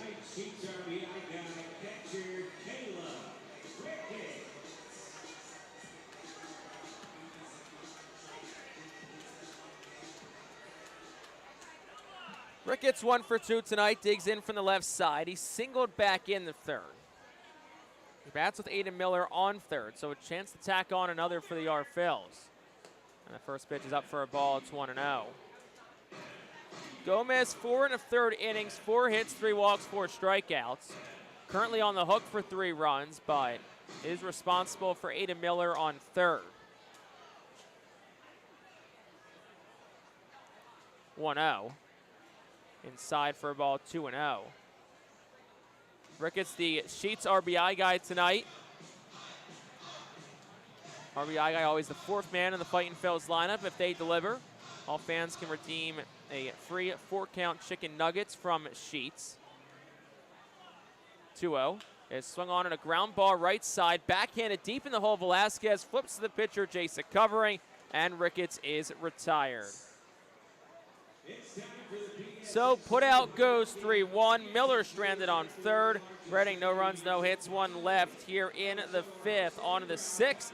Reading leads it 3-1.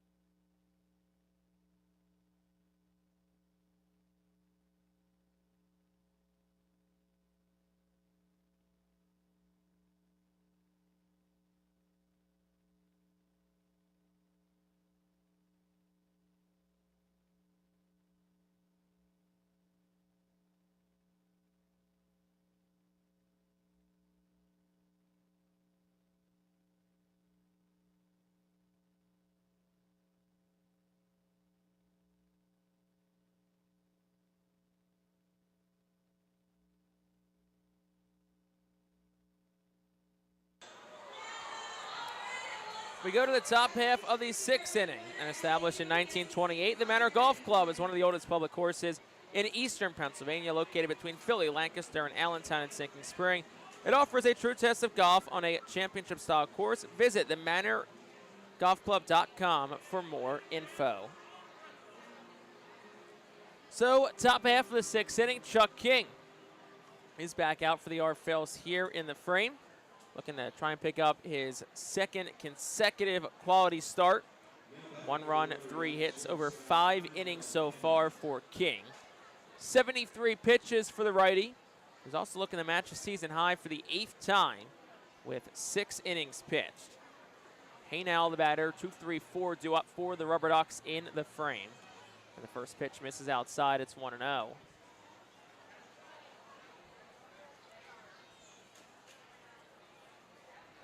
Angel Haynell 0 for 2 tonight. Couple of flyouts, 1 to each corner outfielder. The pitch is at the knees for a called strike. It's 1-1.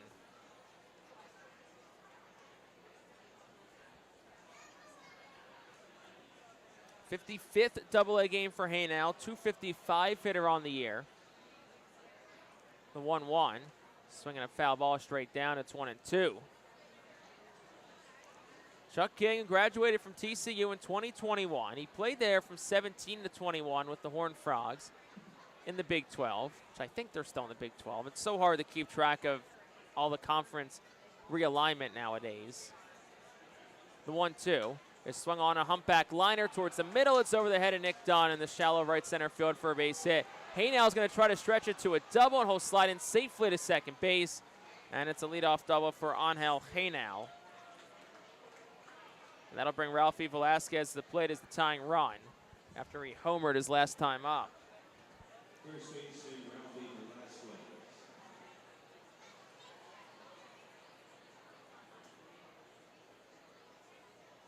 So King, after his done at TCU, was kind of burnt out from baseball at the time, so he decided to go into the coaching, player development, analytics realm of thing. Ended up getting a job with the Padres. Was an intern in 22. Then in 23, he was on the staff of Single-A Lake Elsinore, the Storm. First pitch to Velasquez is down. It's 1 ball and no strikes to Velasquez, who homered his last time up. And I guess the itch really kind of started to get to King at some point during that 2023 season. And he kind of asked himself, he said, I lay in bed at night thinking to myself, I'm in, this town in California. What am I doing? Like, I feel like my purpose is a lot greater than where I am right now. I want to be playing. 1-0 is down, 2 balls, no strikes. So King, threw a bullpen. And after the bullpen, one of his, I guess it was a player on the team or a fellow coach, they were in the locker room, and he said, what are you doing? Maybe there was more colorful language than that, but it was, you shouldn't be here right now. You should be playing professionally. 2-0 is spit outside, 3 balls and no strikes. So King kind of took that little kick to heart and ended up working with Driveline during the offseason, did a pro day. Fastball sat around 97, got as high as 98. And the Phillies said, you know what, we're going to take a chance on you. And King has proven to be a great addition for the Phillies and the Phils. 3-0 does miss outside. That's ball 4. First walk issued by Chuck King tonight. It'll put men on first and second. Nobody away for Alfonso Rosario.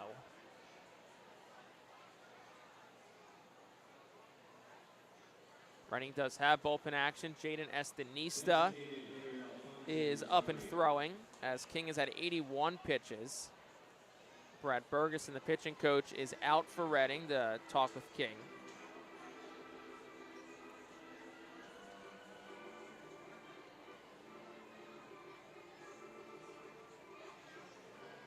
And, you just have a conversation with Chuck King, and every time you do, you kind of walk away amazed at, just the knowledge that he has of the game, but also just the perspective that he has on life and baseball. I remember he told me, back when we were in Portland, and we were talking, a bit of at length after one of his best starts of the year. He said, look, somebody's willing to pay me to play this game. I got nothing to complain about. And I think he just kind of goes out there and he takes that approach. He knows that, he doesn't have the kind of stuff that's going to strike out 10 batters. And he'll be the first to tell you that.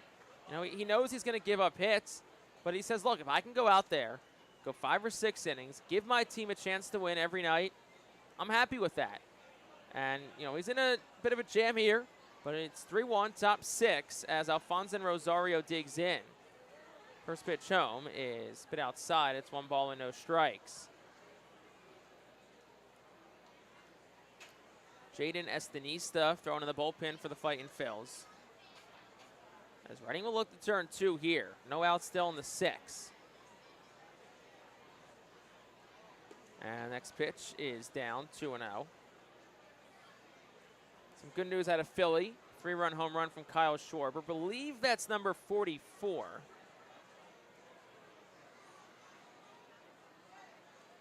'43 actually for Kyle Schwarber, as he continues to chase 50. 2-0, swung on, lifted, foul, out of play down the right field line. It's 2-1.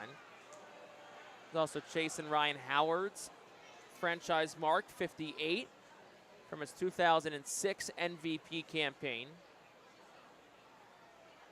Ryan Howard, of course, a former RFL, spent much of the 2004 season here in Reading. 2-1 is swung on, lifted into the air, slicing down the right field line. Pineda over, and it'll land foul. Just to the right of the pole, it's 2-2.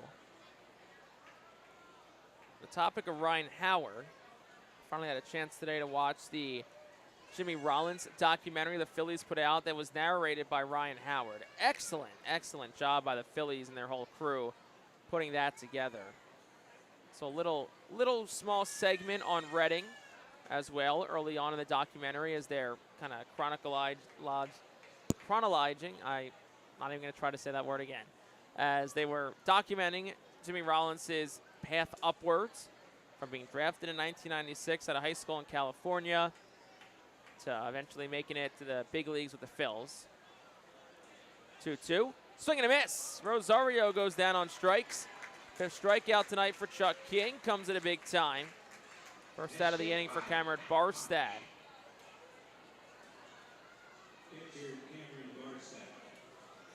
And Bryce Harper just hit a home run. That makes it a 6-2 game. But Rollins played here in Reading 1999. And it was just cool to kind of see some of the shots and just, how much the ballpark has changed in a little over than 25 years, 26 seasons. Rollins said, "I love my time in Reading. The fans came out every single night." First pitch is down for a ball. It's 1-0. Very high on the support of the Reading faithful. And, I mean, that's kind of the shared testament. I know Otto Kemp told us in our pregame interview that he loved this time here. He loves the fan support, and it's another great showing tonight by the crowd. 1-0. Swing and a miss. 1-1. And a funny story kind of from that documentary.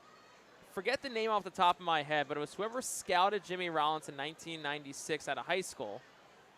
He wanted to get some of the higher level Phillies scouts to come out and watch Rollins because they were very high on the shortstop, or at least he was very high on the shortstop. 1-1, swing and a miss, 1-2. But the scout knew that if he wrote 5-6 on Rollins' scouting report, everyone in Philly would have said, no, we don't even want to waste our time with him. So Scott actually lied about Jimmy Rollins' height, bumped it up a couple of inches just to try and get the higher-end scouts in Philly to come out and look at him. And obviously it paid off. 1-2. Swinging a ground ball rolled foul. And it'll stay 1 ball and 2 strikes. MVP later. World Series later. Most hits in Phillies history later. Best Phillies shortstop of all time. And he told Larry Bow, also another former RFL, from very early on, you're the best shortstop in Phillies history. That's going to be me one day. 1-2, swung on, ground ball towards the middle. Done, a backhand dive, flips to second for 1. That's all they'll get, but you'll take it if you're the RFLs. It's a 4-6 fielder's choice to get Velasquez out at second. It also will save a run, as Haynow can just go to third. And there's 2 outs in the inning for Wilfredo Antunes. 91 pitches for King. Definitely his last inning. Let's see if he can finish it strong. But yeah, if you have not watched that Jimmy Rollins documentary, it's on YouTube. Phillies produced it. Absolutely fantastic. Antunes digs in. He's 0 for 2 in tonight's ball game. And the pitch swung on in a flare. Shallow center. That'll fall for a base hit. Scoring is Haynow. Up to second goes Barstad.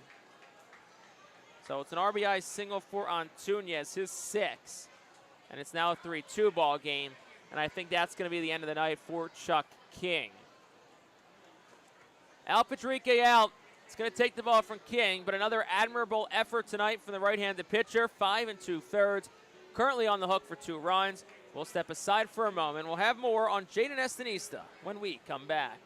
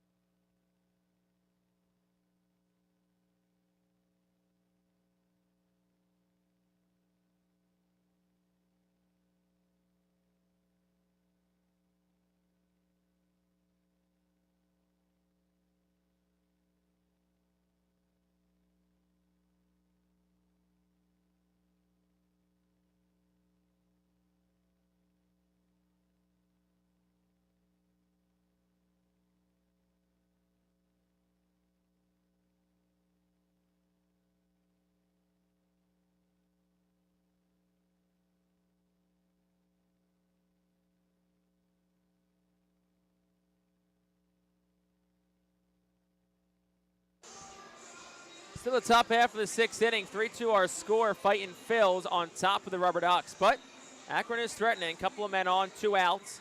Jake Fox will be the batter, and a new pitcher is in for Reading. It's Jaden Estanista making his 12th appearance. 1-0, a 6.08 ERA. Estanista, a couple of saves in as many appearances. 13 1/3 innings pitched. 8 hits allowed. Couple home runs, 12 walks, 13 strikeouts, 246. Opposing batting average against Jaden Estanista this season.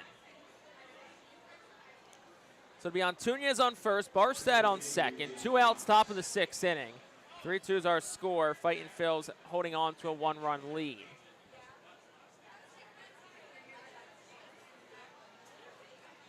So Jake Fox, the batter. Fox 1 for 2 tonight. He singled his last time up. And the first pitch, get up and away, 1 ball and no strikes. For King, 5 2/3, 5 hits, a walk, 5 strikeouts. As we said before the break, currently on the hook for a couple of earned runs, and the hope is that is where it ends. 1-0, swung on and a flare, shallow center, Campbell in, it'll fall in front of him for a base hit. Around third's Barstad, throw home is way offline. It takes Ricketts up the first base line. He will throw it to third as Antunes was trying to take the extra bag, and he is out. So the game is tied as Barstad scores. Antunes thrown out at third.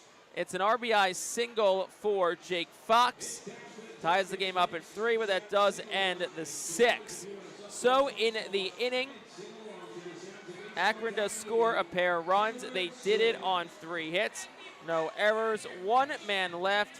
We go to the bottom half of the 6th inning. New ball game tied up at 3 apiece.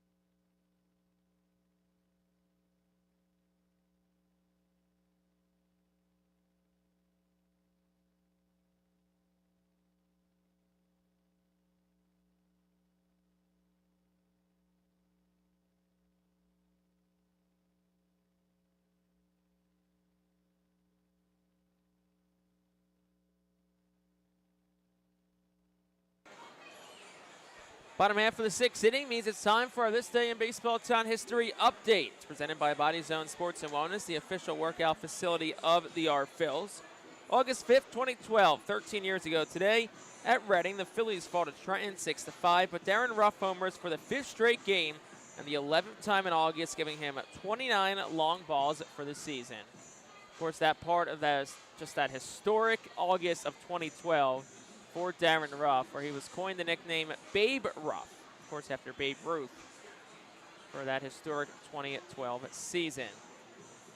So bottom of the 6th, new ball game after Akron plated a pair in the top of the inning. It's 3-3 as Matt Jasek is back out for his first full inning of work after getting a couple of strikeouts last inning. And it'll be 5-6-7 to up for Reading. Dylan Campbell, the first that Jasek will face here in the bottom half of the 6th inning. And the first pitch home, Campbell is swinging a miss. It's 0-1. Out in front of a slider from Jasek at 79.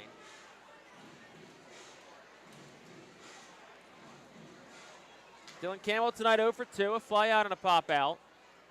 Next pitch is outside. It's a ball and a strike. Final line on Yorman Gomez, 4 1/3, 4 hits, 3 runs all earned, 3 walks, and 4 strikeouts. Neither pitcher can get the win tonight. Game fully into the hands of the bullpen. 1-1 is there for a called strike. It's 1-2 to Campbell.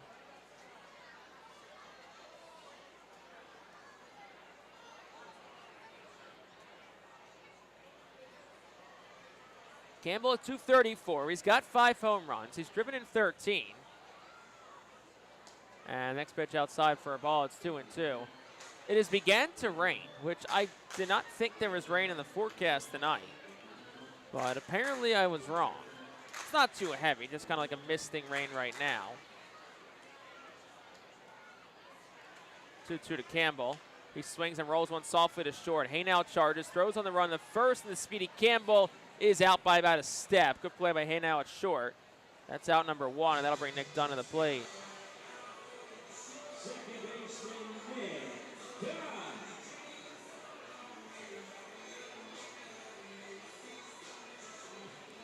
So yeah, it looks like there's been a kind of a small pop-up of cells here around Reading. But hopefully the intensity kind of stays down as Nick Dunn will step to the plate here for the Phillies.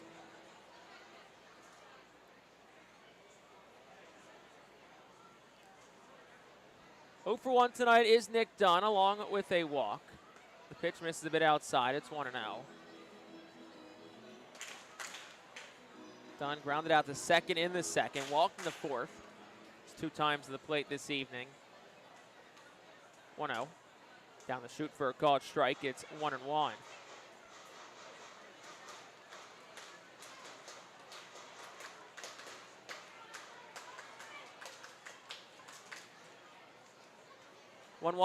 And Dunn takes inside. 2 balls and a strike.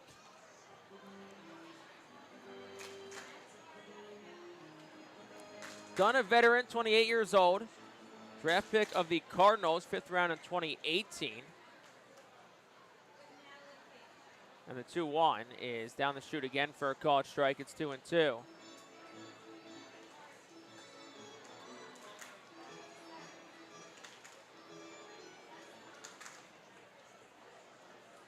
Dunn, a 250 hitter this year. 4 homers, 10 ribbies. 2-2. And that's up 3-2. With his walk back in the 4th, Dunn on an 8-game on-base streak. Longest he's had since joining Reading this year.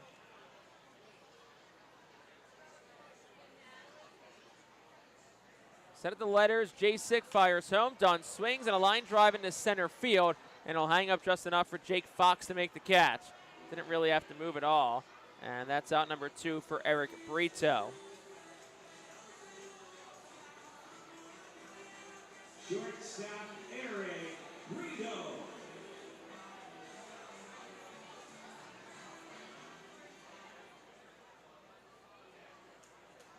So Brito digs in from the right side. 0 for 2 in tonight's ball game. First one home from the righty. Jasek misses out. It's 1-0. Brito did hit his first home run with Reading a night ago. Put Reading on top, 8-7 at the time in the bottom of the 8th inning. Our Phillies were unable to hold on for the victory. They fell 9-8 last night. 1-0, swing and a miss. It's 1-1.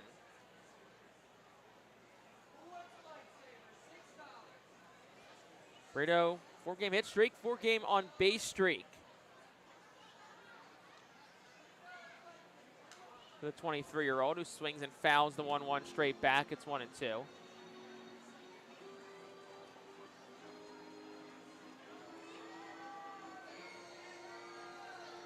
So ball and 2 strikes, 2 outs, bottom 6. 3-3 ball game as J6 looking for a 1-2-3 frame.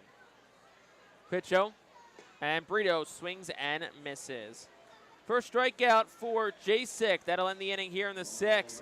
Fightin's go down in order, 2/3 the way home on this Friday night in Baseball Town. We'll go to the 7th, tied up at 3 apiece.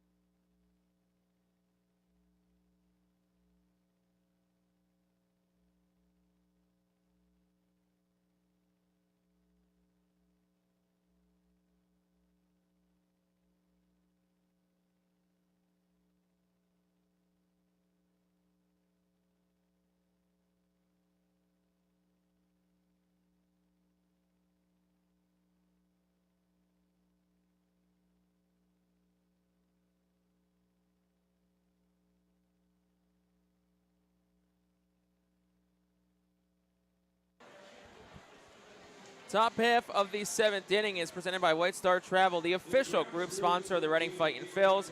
Visit whitestartours.com for more. So top 7, 3-3 ball game.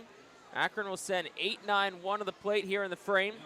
Jonah Advincula will lead things off as Jaden Estanise is out for his first full inning of work. Got the final out of the 6th inning in relief of Chuck King. Did allow an inherited runner to score, though. And the first pitch is a bit outside for a ball. It's 1-0. Reading's kept that Vincula off the bases tonight. He's 0 for 2, a couple of strikeouts. 1-0 is bit up and in, 2 balls, no strikes. Which, that's a good thing, because Advincula, he's got some speed. 13 stolen bases since he joined Akron June 23rd. 6 most in the Eastern League over that stretch. 2-0 sails up and away to the lefty bat. It's 3-0. I think Advincula thought it was ball 4. He started to take his equipment off, but home plate umpire Nathan Hall said, nope, it's just 3-0. Slow your roll. 3-0, and that's upstairs, ball 4.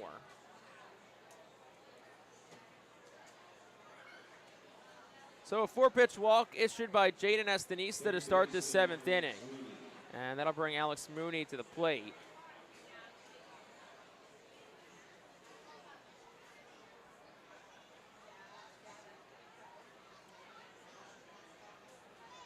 Mooney 0 for 1 tonight. Was hit by a pitch back in the 5th. As Advincula leads off, Mooney squares the bunt and takes it outside for a ball. It's 1-0. DeMartini was deep at 3rd. He charged, and it looks like he's going to go back to playing deep. So we'll see if Mooney thinks about dropping another bunt down. 1-0. He does square again, and he pulls back again. It's 2-0. So that's 6 straight balls from Jaden Estanista to start this one off.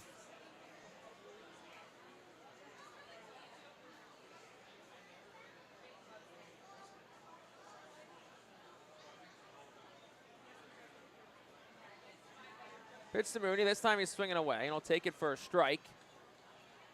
Got thigh high from Estanista. Mooney didn't play from August 7th to the 15th. On the injured list with a concussion, but short time on the injured list, so able to recover quickly. 2-1, bunts again, gets it down. Right back to Estanista, whole field. Thought about going to second for a moment, but he gets a short out at first. That's out number 1, and Vincula goes to second as Mooney's out on a sacrifice bunt that goes 1-3.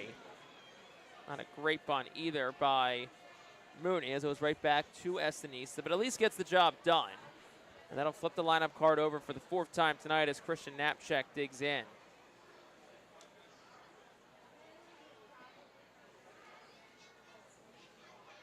One for 3 tonight is Knapczyk.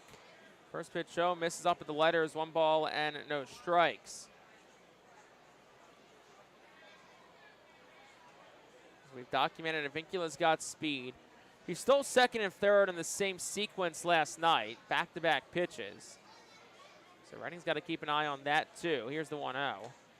That one misses a bit in. It's 2 balls, no strikes.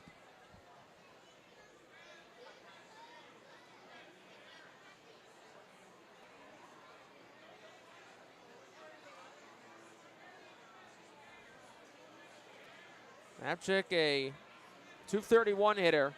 This time in Double-A. Watch the 2-0 by for a strike. It's 2-1. 2 hits and 2 at-bats with runners in scoring position this week. Drove in a couple of runs. Also has a triple that came back in his Double-A debut on Tuesday night. 2-1. Avincula starts and stops, and that one is shot foul. Third base side, and it hits off the leg of Greg DeCenzo, the third base coach and manager for Akron. Looks like DeCenzo is okay.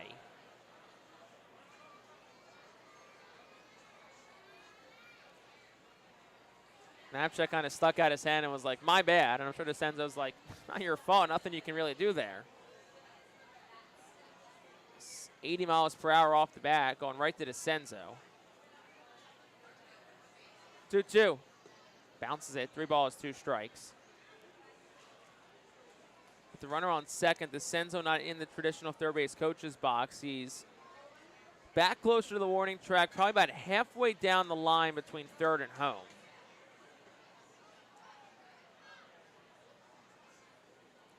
3-2 the count, runner goes. Pitch is swung on, line drive through the middle base hit. Around third is Avincula. He can walk home. And it's an RBI single from Christian Knapczyk, and the RubberDucks take their first lead of the night. It's 4-3.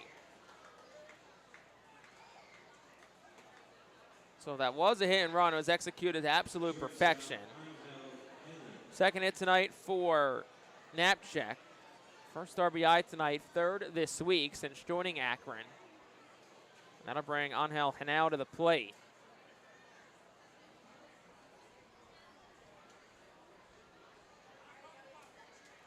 Still one out of the inning. First pitch to Henao, and that's outside. It's off the glove of Ricketts.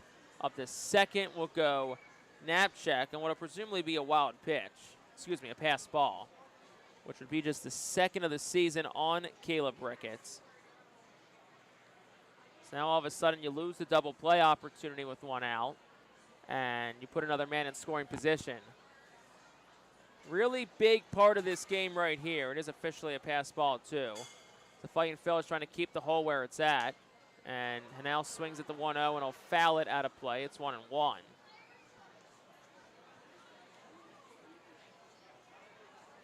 Also appears that rain was very short-lived as that stopped about 10 minutes ago.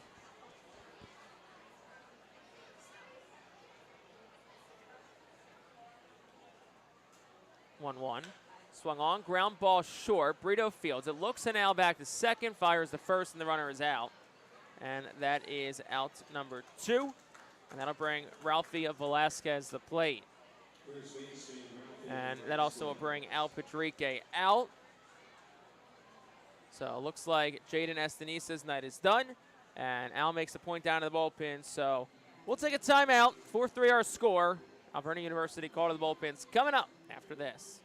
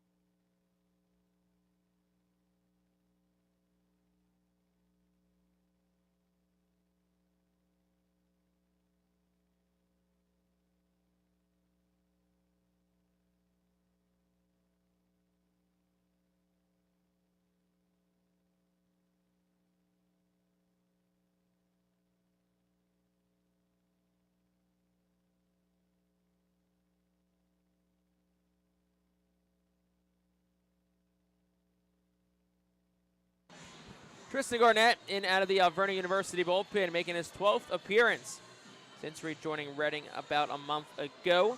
1-1, 3.86 ERA, 11 2/3 innings pitched, 11 hits allowed, 8 walks, 13 strikeouts. Opposition hitting .256 against Tristan Garnett this season. And he'll inherit a runner on second, 2 outs, top of the 7th. Fightin fails now trail the RubberDucks 4-3. As Ralphie Velasquez, who's had himself a good night, is the batter for Akron here.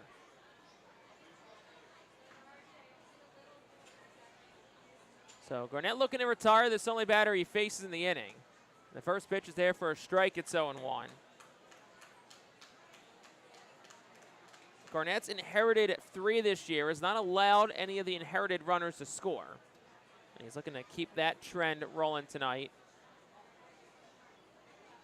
The 0-1 is swung on and hit in the air well, deep to right field, admired by Velasquez, and that one is way out of here. Second home run tonight for Ralphie Velasquez. It's a 2-run shot. Went 411 feet, 110 off the bat. And the RubberDucks get 2 more. It's 6-3.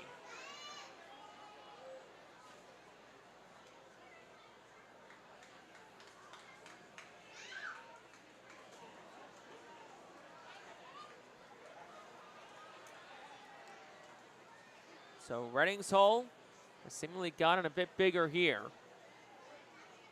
Pitch from Garnett is swung on and fouled. It's no balls, 1 strike.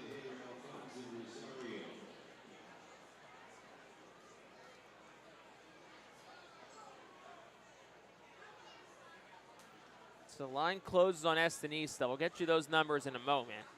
The 0-1 is on the inside corner. It's 0-2. An inning for Estanista. 2 hits, 2 runs, both earned. A walk and no strikeouts.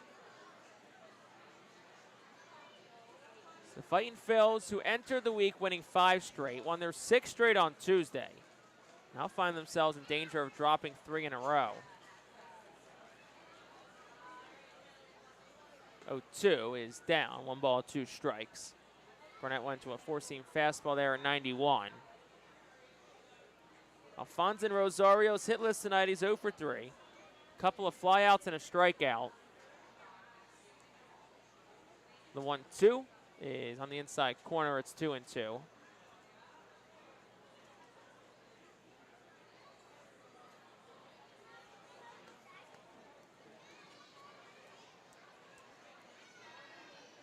So the run in the 4th through Akron, 2 in the 6th, 3 in the 7th, and it appears that's going to be a pitch timer violation on Alfonso Rosario. He doesn't seem too happy about it. But Reading and Tristan Garnett will take it. That'll be his first strikeout in the books. And that will retire the side in at the 7th. But Akron pads on to their lead. They get 3 runs. They did it on 2 hits. And nobody left on base. It's time to stretch here at FirstEnergy Stadium. We head to the bottom of the 7th with Akron on top, 6-3.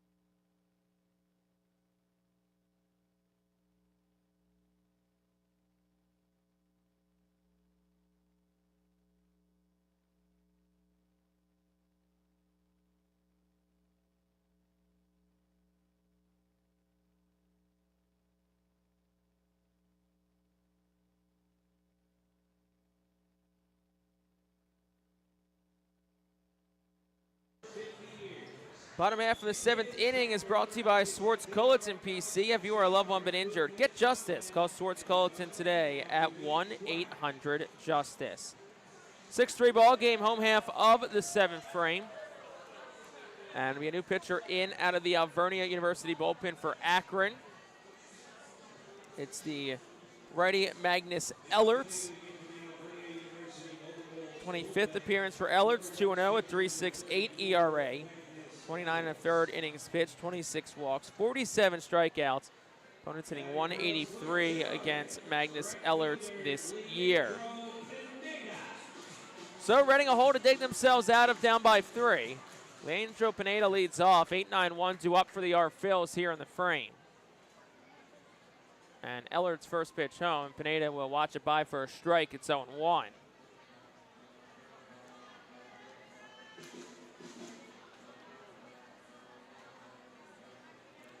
Pineda walk and a ground out tonight. He's also scored a run.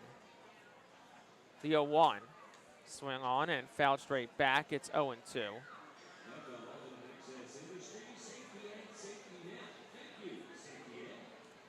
Matt Jasek inning in 2/3. Zeros across the board, and he does have a strikeout in his outing tonight.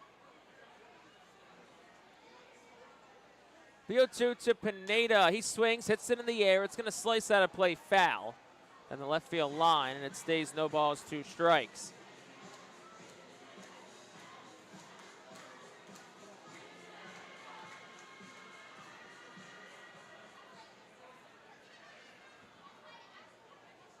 Ellert's ready from the stretch. The righty's 0-2. Takes up and away. It's 1-2. After grounding out the second his last time up, Leandro Pineda snapped a streak of 7 straight times to the plate, reaching base. 1 error, 4 walks, 2 hit by pitches. 1-2. Takes that one up. It's 2-2.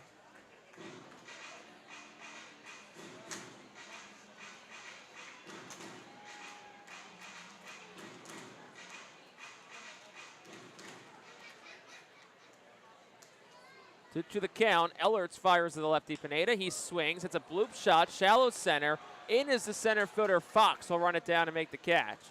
And that is out number 1. And that'll bring Bryson Ware to the plate for the Phillies. So in Washington, D.C. right now, Phillies lead it 6-2 over the Nationals. That game heading to the bottom half of the 9th inning. So the Phillies trying to snap a little 3-game skid and get back in the winning column tonight. And first pitch, Ware swings and misses, 0-1. Currently the top of the 7th in Queens. Mariners scored 3 in the top of the inning. Well, still is the top of the inning. So Seattle is on top of the Mets, 8-6. 0-1 gets away from the catcher Barstad. It's 1-1. So if those results hold, the Phillies will go back to 6 up on the Mets in the National League East. Mets really scuffling right now. 1-1. Swing and a miss. It's 1-2. Elsewhere in the Phillies org, quick game in Buffalo tonight. 2-0 win for the Bison over the Iron Pigs. Jersey Shore leads Wilmington 6-2, top of the 9th. Clearwater shutout win over Lakeland tonight, 2-0 the final.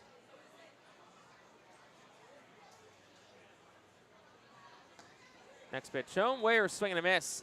On a fastball at 95 from Ellerts.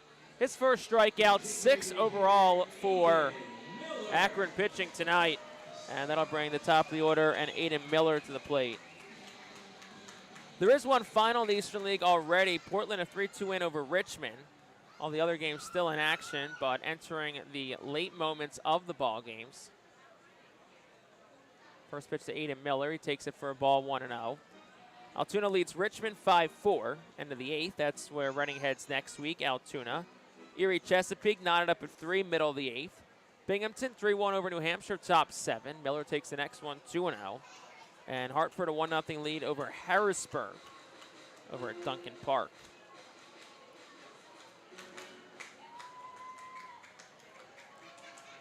It's been a good night for Miller. 2-0 to him. Up and in, 3-0. Home run double, couple of runs scored, 2 RBI for Miller.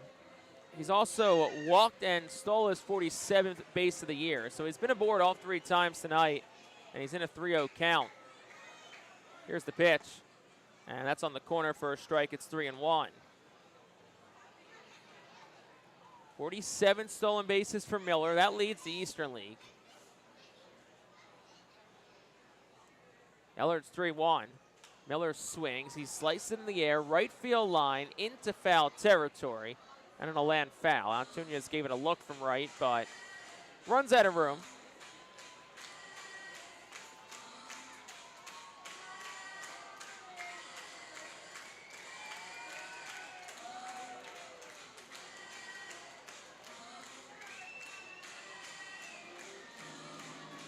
So count full to Miller, 2 outs here in the bottom of the 7th. Reading trails at 6-3.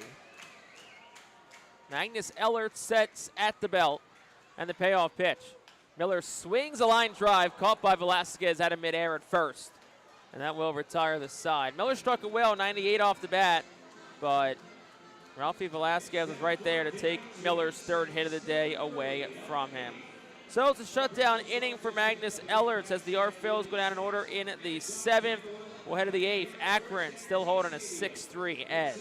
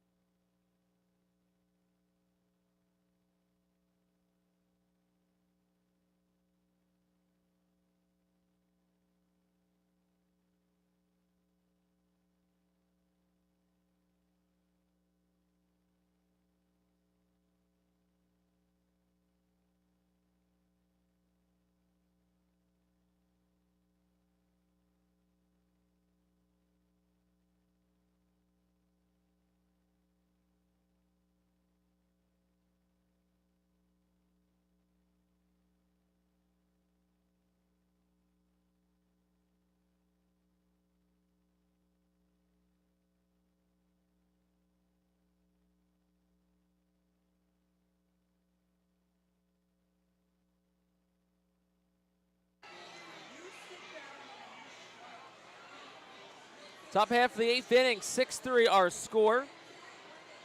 And Jimmy G's Railroad House Sports Bar and Restaurant in Sinking Spring is a family-friendly spot serving delicious food and drinks. Catch the game on one of their 26 HD TVs and relax in a welcoming atmosphere. Visit them at 152 Woodrow Avenue in Sinking Spring. Jimmy G's Railroad House is a proud Fightin' Phillies team feed partner. So Tristan Garnett's back on the mound, top half of the 8th inning. 6-3 our score. RubberDucks lead on this Friday night, 4th game of a 6-game series between Reading and Akron. Cameron Barstad, the first batter, and he'll take the first fastball for a strike. It's 0-1.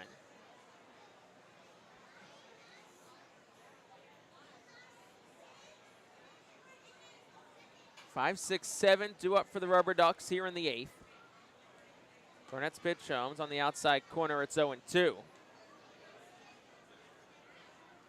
If you're just joining us, I'm Jake Starr, riding solo tonight from Baseball Town. Bob McCool off tonight. I'll be back here in the booth with myself tomorrow night. 0-2, swinging a miss. Barstad goes down on strikes. Officially goes down as a 2nd straight strikeout for Tristan Garnett. Of course, the last of which came on a pitch clock violation.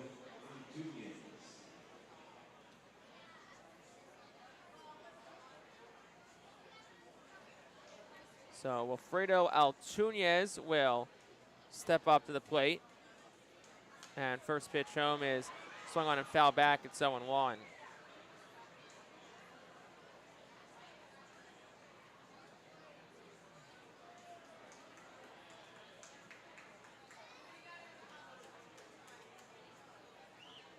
And the 0-1 from Garnett swung on, fouled straight back. It's 0-2.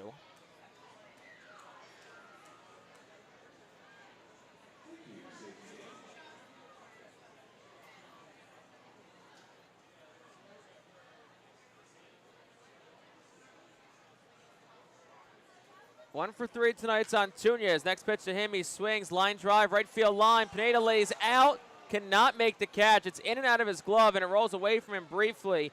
Heading into second, that's where he'll get standing up is on Tunez.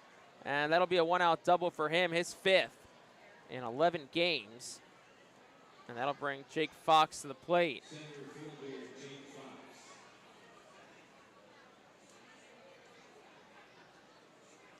13 pitches for Tristan Garnett. Garnett, who the Phillies signed as an undrafted free agent in 2021. Played his college ball at Cal State Dominguez Hills. Pitched there in 2019 and 20. After beginning his college career at Lynn Benton College in 2018. So here's Jake Fox from the left side. First pitch to him is over for a called strike. It's 0-1.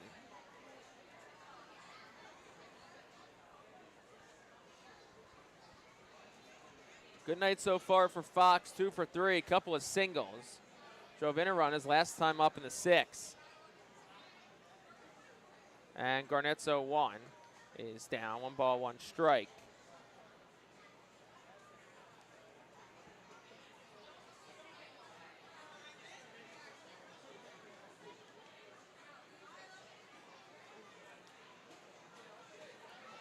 Fox, first year in Double-A, 76 game for him.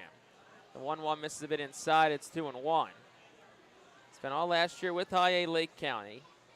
Played a part in them winning the Midwest League Championship. Actually went 3 for 4 with a home run and 2 RBI in the clinching game of the Midwest League Finals last year for Lake County. 2-1, swung on and popped up. Behind home plate, Ricketts off with the mask. Will track back to the backstop, but it'll land foul. And it's 2 balls and 2 strikes. About 5 rows deep.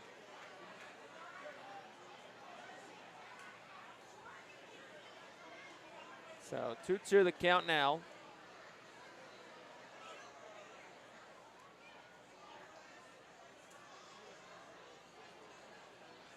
Garnett, who was pretty much more than the first half of the season with a oblique injury that he suffered while pitching in a big league game in spring training back in February, end of February, and then re-aggravated the injury in early April, so really had to kind of slow things down. So spent the first part of the season rehabbing in Clearwater before joining Reading the series before the All-Star break in Chesapeake. 2-2 is swung on, hit into the air towards center. Back to the triangle goes Campbell. He has room, he'll make the catch. And Antunez will fake a tag, head back to second to at least draw the throw. So that's out number 2, and that'll bring Jonah Advincula to the plate.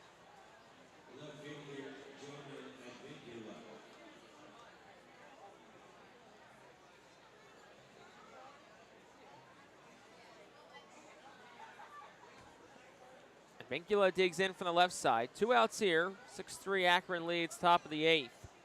Only runner on base is Antunez. He's on second. He takes off. First pitch is a strike. Throw to third. Goes into left field. Coming home is Antunez. Throw home from Bryson Ware is late. So that'll be a stolen base and then an error on Caleb Ricketts, his 6th of the year, to score Antunez and make it a 7-3 ball game. First Double-A stolen base for Antunez. And that comes home on an E2. It's Reading's first error of the night. And Akron gets another insurance tally here in the 8th. Pitch was a ball, so here's the 1-0, and it's down. 2 balls, no strikes.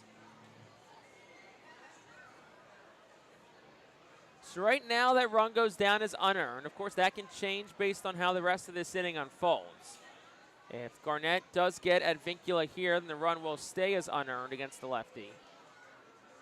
2-0, swinging a miss, 2-1. Nice slider there by Garnett. Caught Advincula way out in front of it.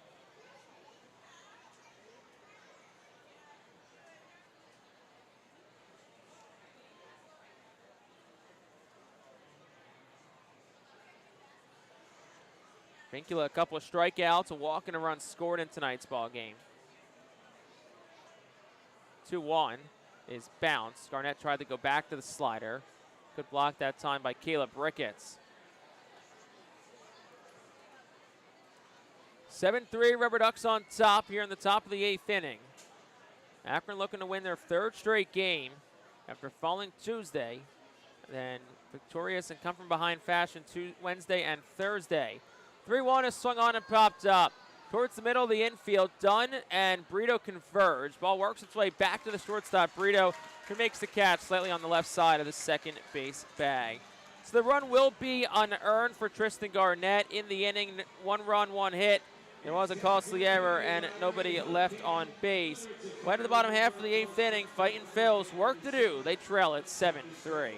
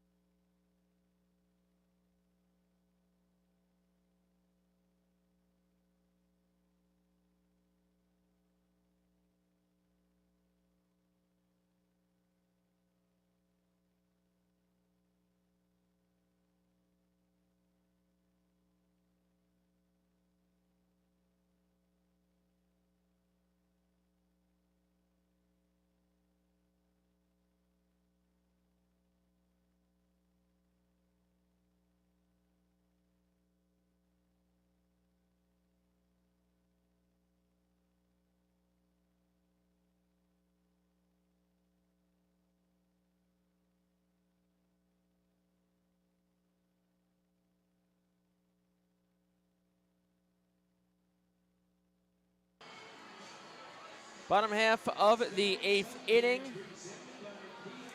7-3 is our score. RubberDucks on top of the Fightin Phillies. Let's take a look at our Fightin Phillies team leaders presented by PA Army National Guard. And we'll take a look at the guy who was the last batter for Reading.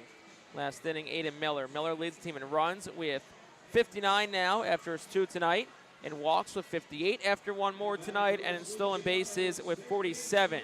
After 1 tonight. The walks are 4th in the Eastern League, stolen bases 1st in the Eastern League, and 1st in the Phillies org, both by a pretty wide margin. Well, the guy who's 2nd, Aiden Miller on the team, and in the Phillies org in stolen bases, Carson DiMartini leads off this 8th inning. 7-3 Ducks, Ellert's back out. His first pitch goes way over the head of the catcher Barstad into the backstop. It's 1-0.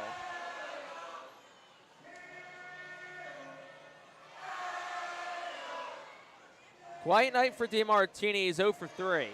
Strikeout, a ground out, and a line out to short his last time up. 1-0, misses up. It's 2-0.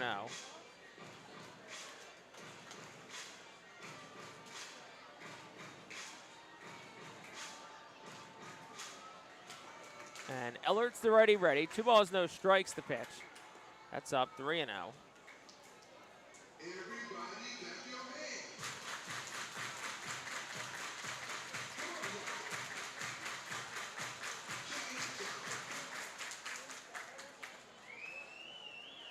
And 3-0. And that's the belt for a called strike. It's 3-1. Big Phil's in a bit of a jam here. They're up 6-2 in Washington, bottom 9, but it's been on 2nd and 3rd, no outs. David Robertson in for the Phillies, and that's not who started the inning.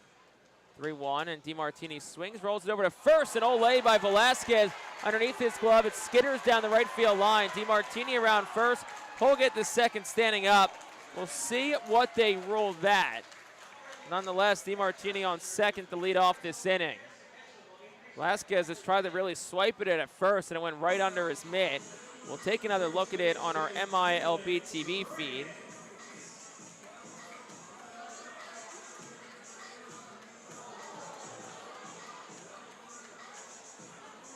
And there is an error put on the board.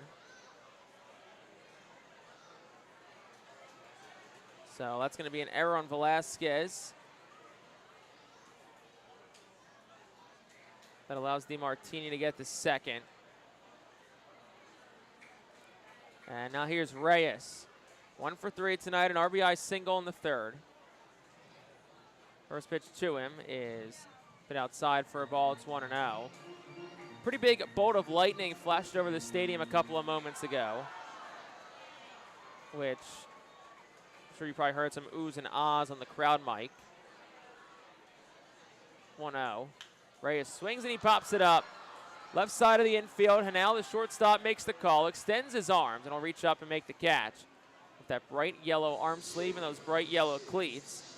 So Reyes retired for out number 1, and that'll bring Caleb Rickett to the plate. But Johan Duran started the inning for the Phils. And just because he needed work, it was not a safe situation. Phillies, of course, in that 3-game losing skid, so he hasn't had a chance to pitch in a few days. And he took a ball right off his ankle and ended up being carted off the field. First pitch to Ricketts, swings in a little nubber right side, charging his nap check to second baseman. He'll field it, go to first in time. That's out number 2. 4-3 goes to put out. So obviously you really hope that X-rays are negative and it's nothing too severe, maybe nothing more than a sprain for Johan Duran, because that would just be a huge loss for the Phillies because his presence has already been felt massively so far. Of course, Phillies also gave up a lot to get him, Eduardo Taillid and Mick Abel. So here's Campbell, first pitch there for a strike. It's 0-1.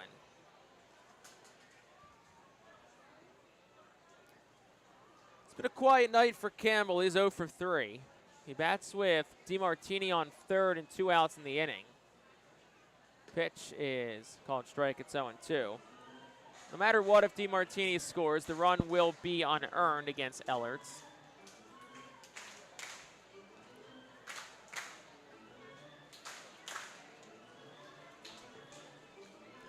And second out in D.C., so Phillies now away from winning that game. 0-2, Campbell takes up, it's 1-2.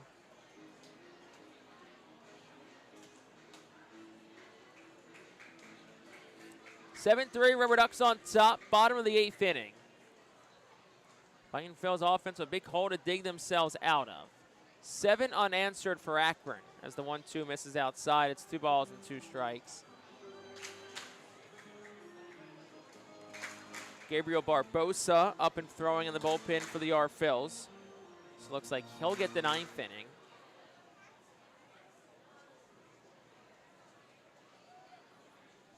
And Campbell waves and whiffs at it. He goes down on strikes. Second strikeout for Ellerts. 7th overall for Akron tonight. Fightin Phil's no runs, no hits. There was an error. 1 man left on base. We will head to the 9th. RubberDucks on top, 7-3.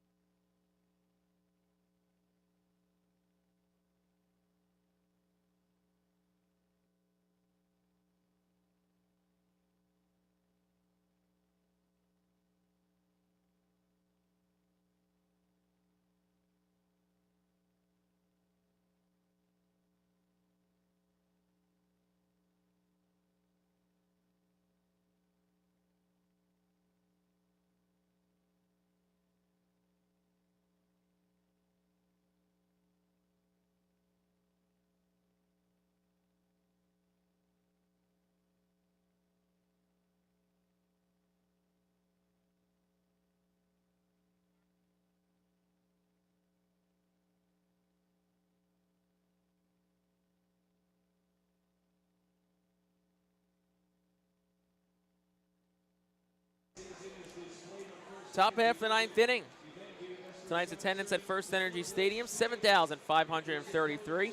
We thank our friends at PSECU for presenting tonight's attendance. PSECU is proud to be one of the largest credit unions in Pennsylvania. Also, of course, thank PSECU, our game and fireworks sponsor tonight. Fans that are maybe here, they hear us in the concourse right now. Make sure you stick around for post-game fireworks after tonight's game, thanks to our friends at PSECU. So, new pitcher in for Reading here in the 9th inning. 7-3 Akron leads. Gabriel Barbosa making his 5th appearance. An earned run, 2 hits over 7 innings. A walk, 7 strikeouts. Opponents 0.95 against Gabriel Barbosa so far through 4 outings. First pitch is down, 1 ball and no strikes. Second appearance of the week for Barbosa. Pitched a scoreless inning on Wednesday with the strikeout. As the 9-hole hitter Alex Mooney is up, and the 1-0 misses a bit outside. It's 2 balls and no strikes.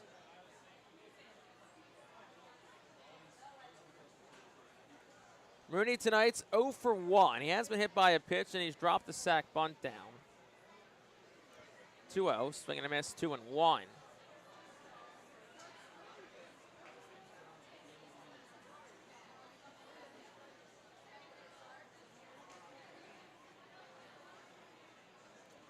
Barbosa, the righty, 23 years old, fires home. Nice breaking pitch in there for a called strike. It's 2-2. So Barbosa made his Double-A debut August the 1st at Hartford. Went 3 innings, a lot of run on a hit, 4 strikeouts. Impressive, bulk work for Barbosa. And he's not allowed an earned run over his last 3 outings. Not allowed a hit across his last 2. 2-2 swung on, 1 hop. It's off the glove of Brito. It shoots into shallow center field. Big turnaround first from Mooney. He'll stop there. So he's aboard. We'll see what they roll it, whether it's going to be a hit or an error for Alex Mooney. Nonetheless, though, it's a leadoff base runner for the RubberDucks as Christian Knapczyk comes up. And it was a tough play for Brito, and it is going to be a hit. So Knapczyk, who's 2 for 4 tonight, digs in from the left side. And the first pitch, runner goes. Pitch is swung on, ground ball towards the middle. It hits right off the runner. So he will be out. I mean, Reading probably was only going to get 1 on the play. It was going to probably be a 4-3 put out from Don the Reyes. So you'll take it. Mooney out at second. Knapczyk's aboard at first. And that'll bring Angel Hena out of the plate. It's quite a while since I've seen a ball clank off a runner like that, but obviously you'll take it.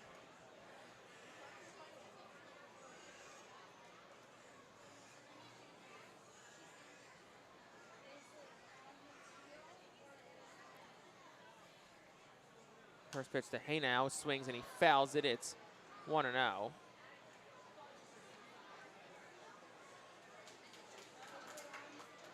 So it looks like it goes down as a single, actually, for Knapczyk.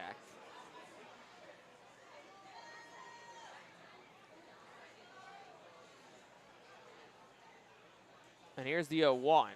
That one swung on, lifted into the air to left, not deep. Bryson Ware, the left fielder, to his right and in a couple of steps, makes the catch.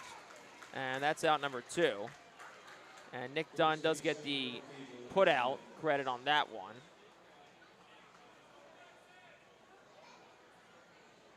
So that'll bring Ralphie Velasquez to the plate.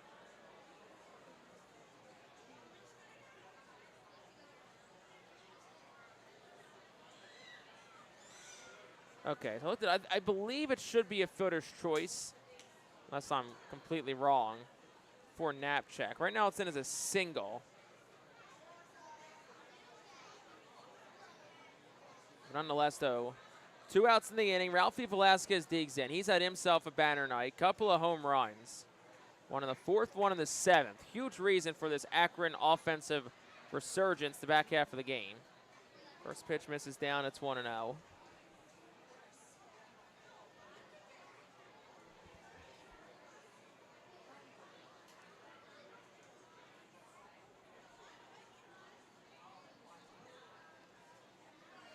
Knapczyk on first, yet to steal a base this week since joining Akron. Next pitch is a bit outside. It's 3-0.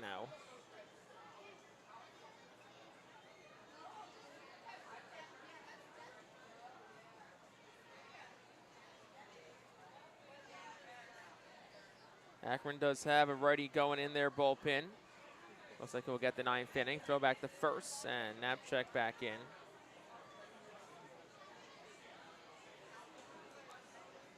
Zane Morehouse, who I know we saw the other night here, is warming up for the RubberDucks. Looks like he'll get the bottom of the 9th and a chance at finishing off Akron's 3rd straight victory. 2-0. Swung on a line drive towards the right center field gap. It's down for a base hit. It'll go up the alley and all the way off the wall. Campbell gets it. Around third goes Knapczyk. Here's the relay throw. Home on a hop, and it gets by Caleb Ricketts. Runner does score. Good backup, though, by Barbosa. So they'll hold Velasquez to second with what's going to be an RBI double. And Knapczyk scores. That makes it an 8-3 ball game.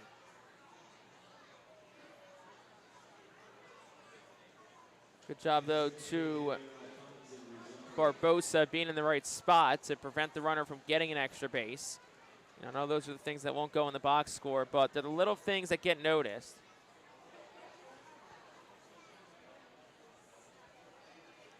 So that'll bring Alfonso Rosario to the plate. Akron up by 5. It's been 8 unanswered runs since Reading led 3-0 after the third. First pitch, Rosario, swing and a miss. It's 0-1. Just the 12th pitch of this inning for Gabriel Barbosa.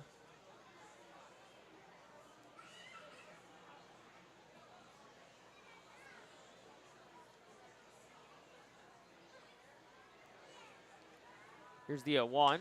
Swung on a ground ball towards short. 2 hops for Brito. Fields it belt high as another bolt of lightning shoots across the sky. Brito sends a throw to first in time. That retires the side here in the 9th. RubberDucks do get another run. They did it on a pair of base hits. No errors and 1 man left. We will head to the 11th. Excuse me, we'll head to the bottom half of the 9th inning. Fightin Phillies a hole to climb themselves out of. It's 8-3.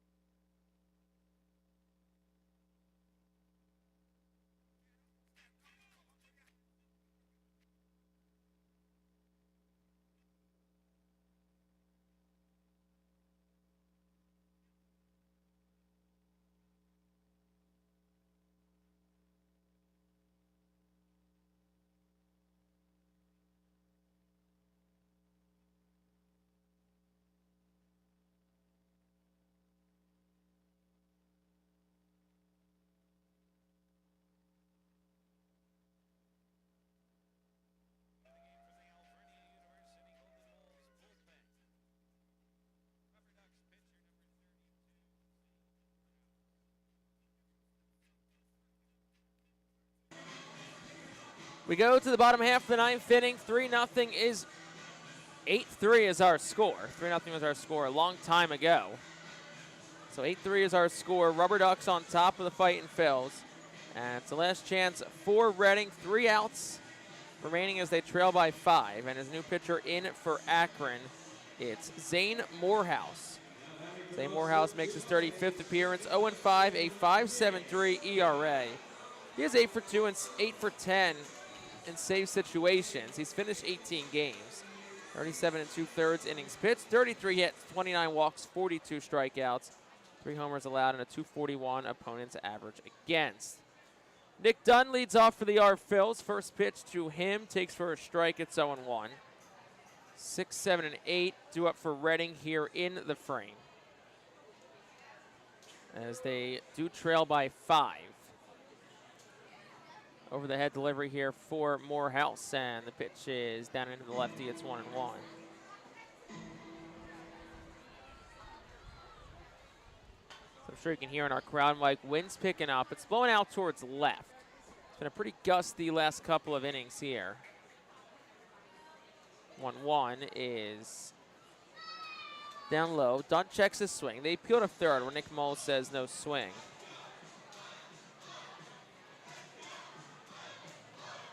Morehouse pitched on Tuesday night and ended up taking the loss in that ball game. 2-1. Dunn swings, fouls it straight back. It's 2-2.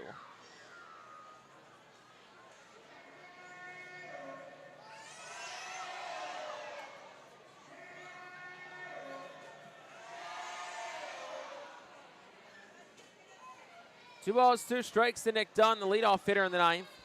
And Morehouse fires home, and it's swung on. It's a line drive through the whole left side base hit towards left center field. Over to cut it off is Fox. He dives. Dunn's going to try to stretch it into a double. Did he get around the tag? Yes, he did. Hey, now couldn't believe it at short. He spiked his glove to the ground in frustration. I think partially for him not being able to get it, and then also the double being allowed. So Nick Dunn, a leadoff double. That's his 3rd. And that'll bring Eric Brito to the plate. But Tuesday night, Morehouse, 1/3 of an inning, 2 hits, 4 earned runs, a walk, no strikeouts.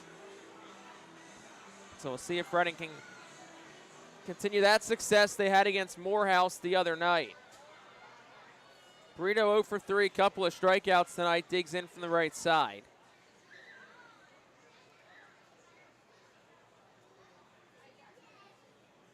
Long look from Morehouse, fires home. Brito is swinging a miss, it's 0-1.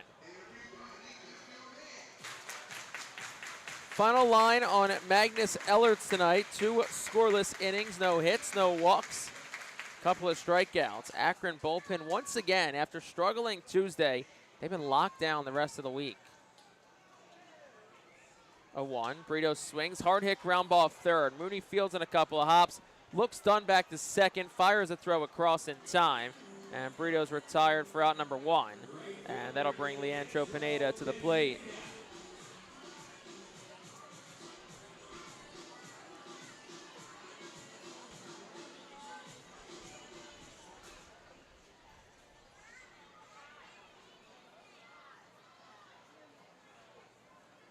So Pineda in from the left side. He's 0 for 2 tonight. First pitch home bounces. Good block by the catcher Barstad to keep Nick Dunn at second.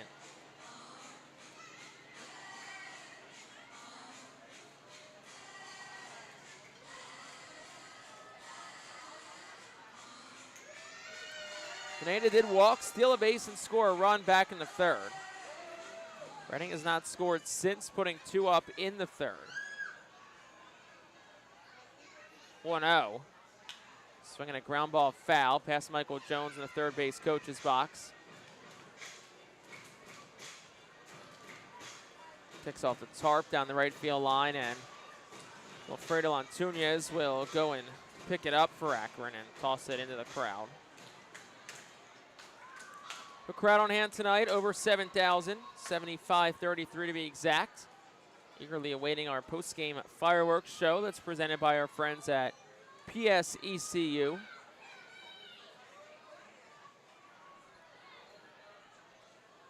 One count to Leandro Pineda. And the pitch. Swinging a tapper to the mound off the glove of the pitcher Morehouse. Charging was everybody else. Morehouse picked it back up but had no throw. So that should be an infield single for Leandro Pineda.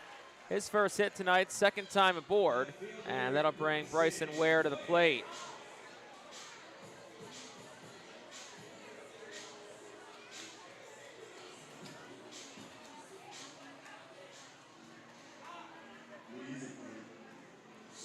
Little mound visit here as Barstad goes out to talk to his pitcher Morehouse.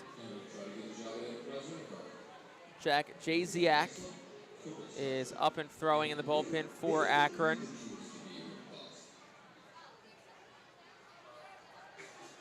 If this one spirals anymore for the RubberDucks.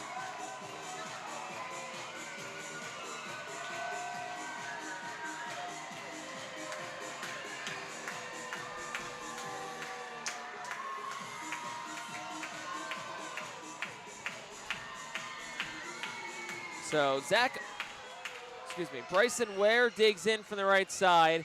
Men on the corners, 1 out here in the inning. 8-3 Akron leads bottom 3. And Ware is swinging a miss. It's 0-1.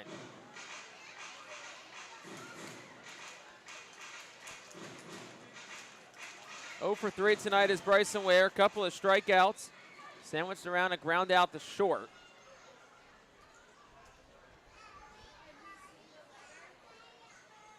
Long look in the 0-1. That one bounced and a good stop by Barstad. The lunge into the left-handed batter's box to block it and keep the runners where they're at, which in essence saves a run as Nick Dunn leads off third.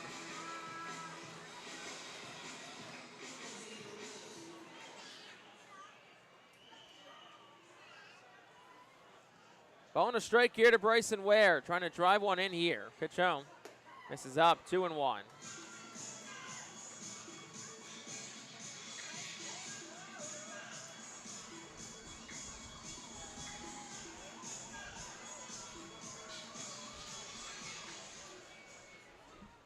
Pineda leads off first. They do hold him on. Akron looking to turn 2 here with 1 out. 2-1 pitch, and Ware takes outside. It's 3-1.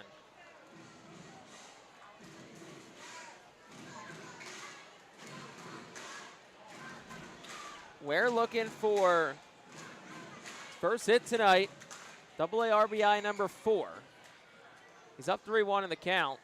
Morehouse ready. Here's the pitch. And Ware swings, foul, tips it. Squeezed by Barstad. It's 3-2.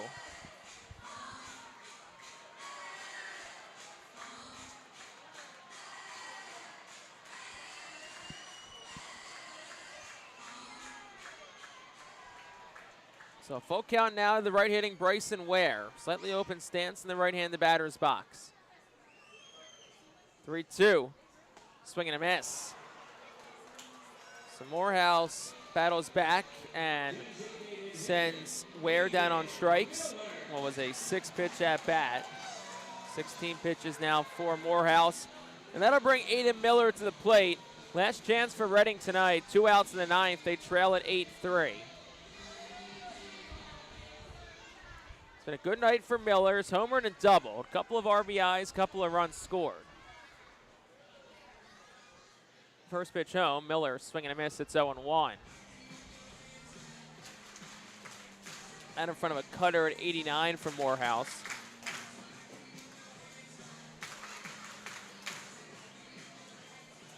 Miller had double number 19, home run number 10, and it's up to 32 runs driven in. 0-1, another swing and a miss. It's 0-2. Once again, it was that cutter, this time at 90 from Morehouse. So we'll see if he goes back to it as Reading's down to their last strike tonight.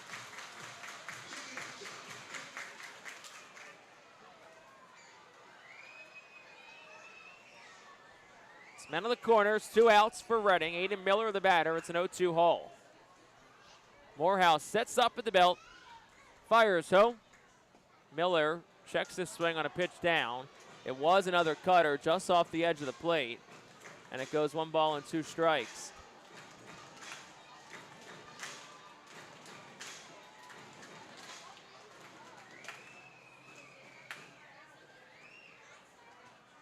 Morehouse ready, fires the 1-2.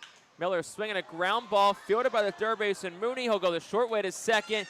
It's in time, and that will retire the side and end the ball game. So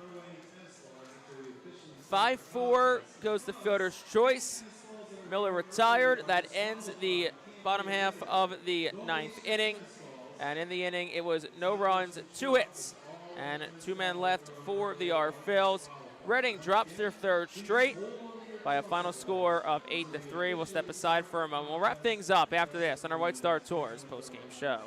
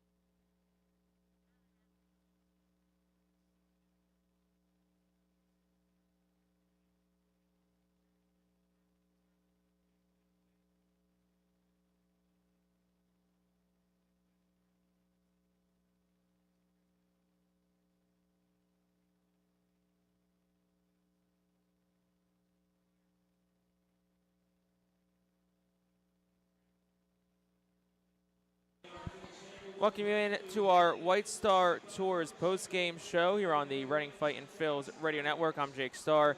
Appreciate you spending part of your Friday night with myself.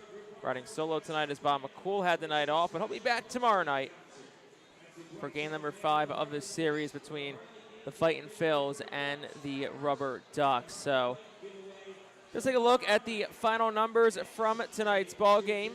Akron with the win. They improved to 65-46, 22-21 in the second half.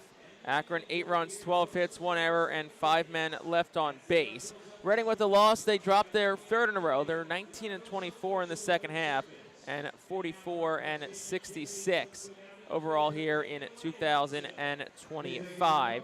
Reading 3 runs, 6 hits, an error, 7 men left on base in tonight's game.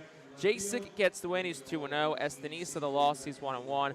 There was no save. Time of the game, 2 hours, 49 minutes. Played in front of a crowd of 7,533 fans. So we'll take a look ahead to tomorrow.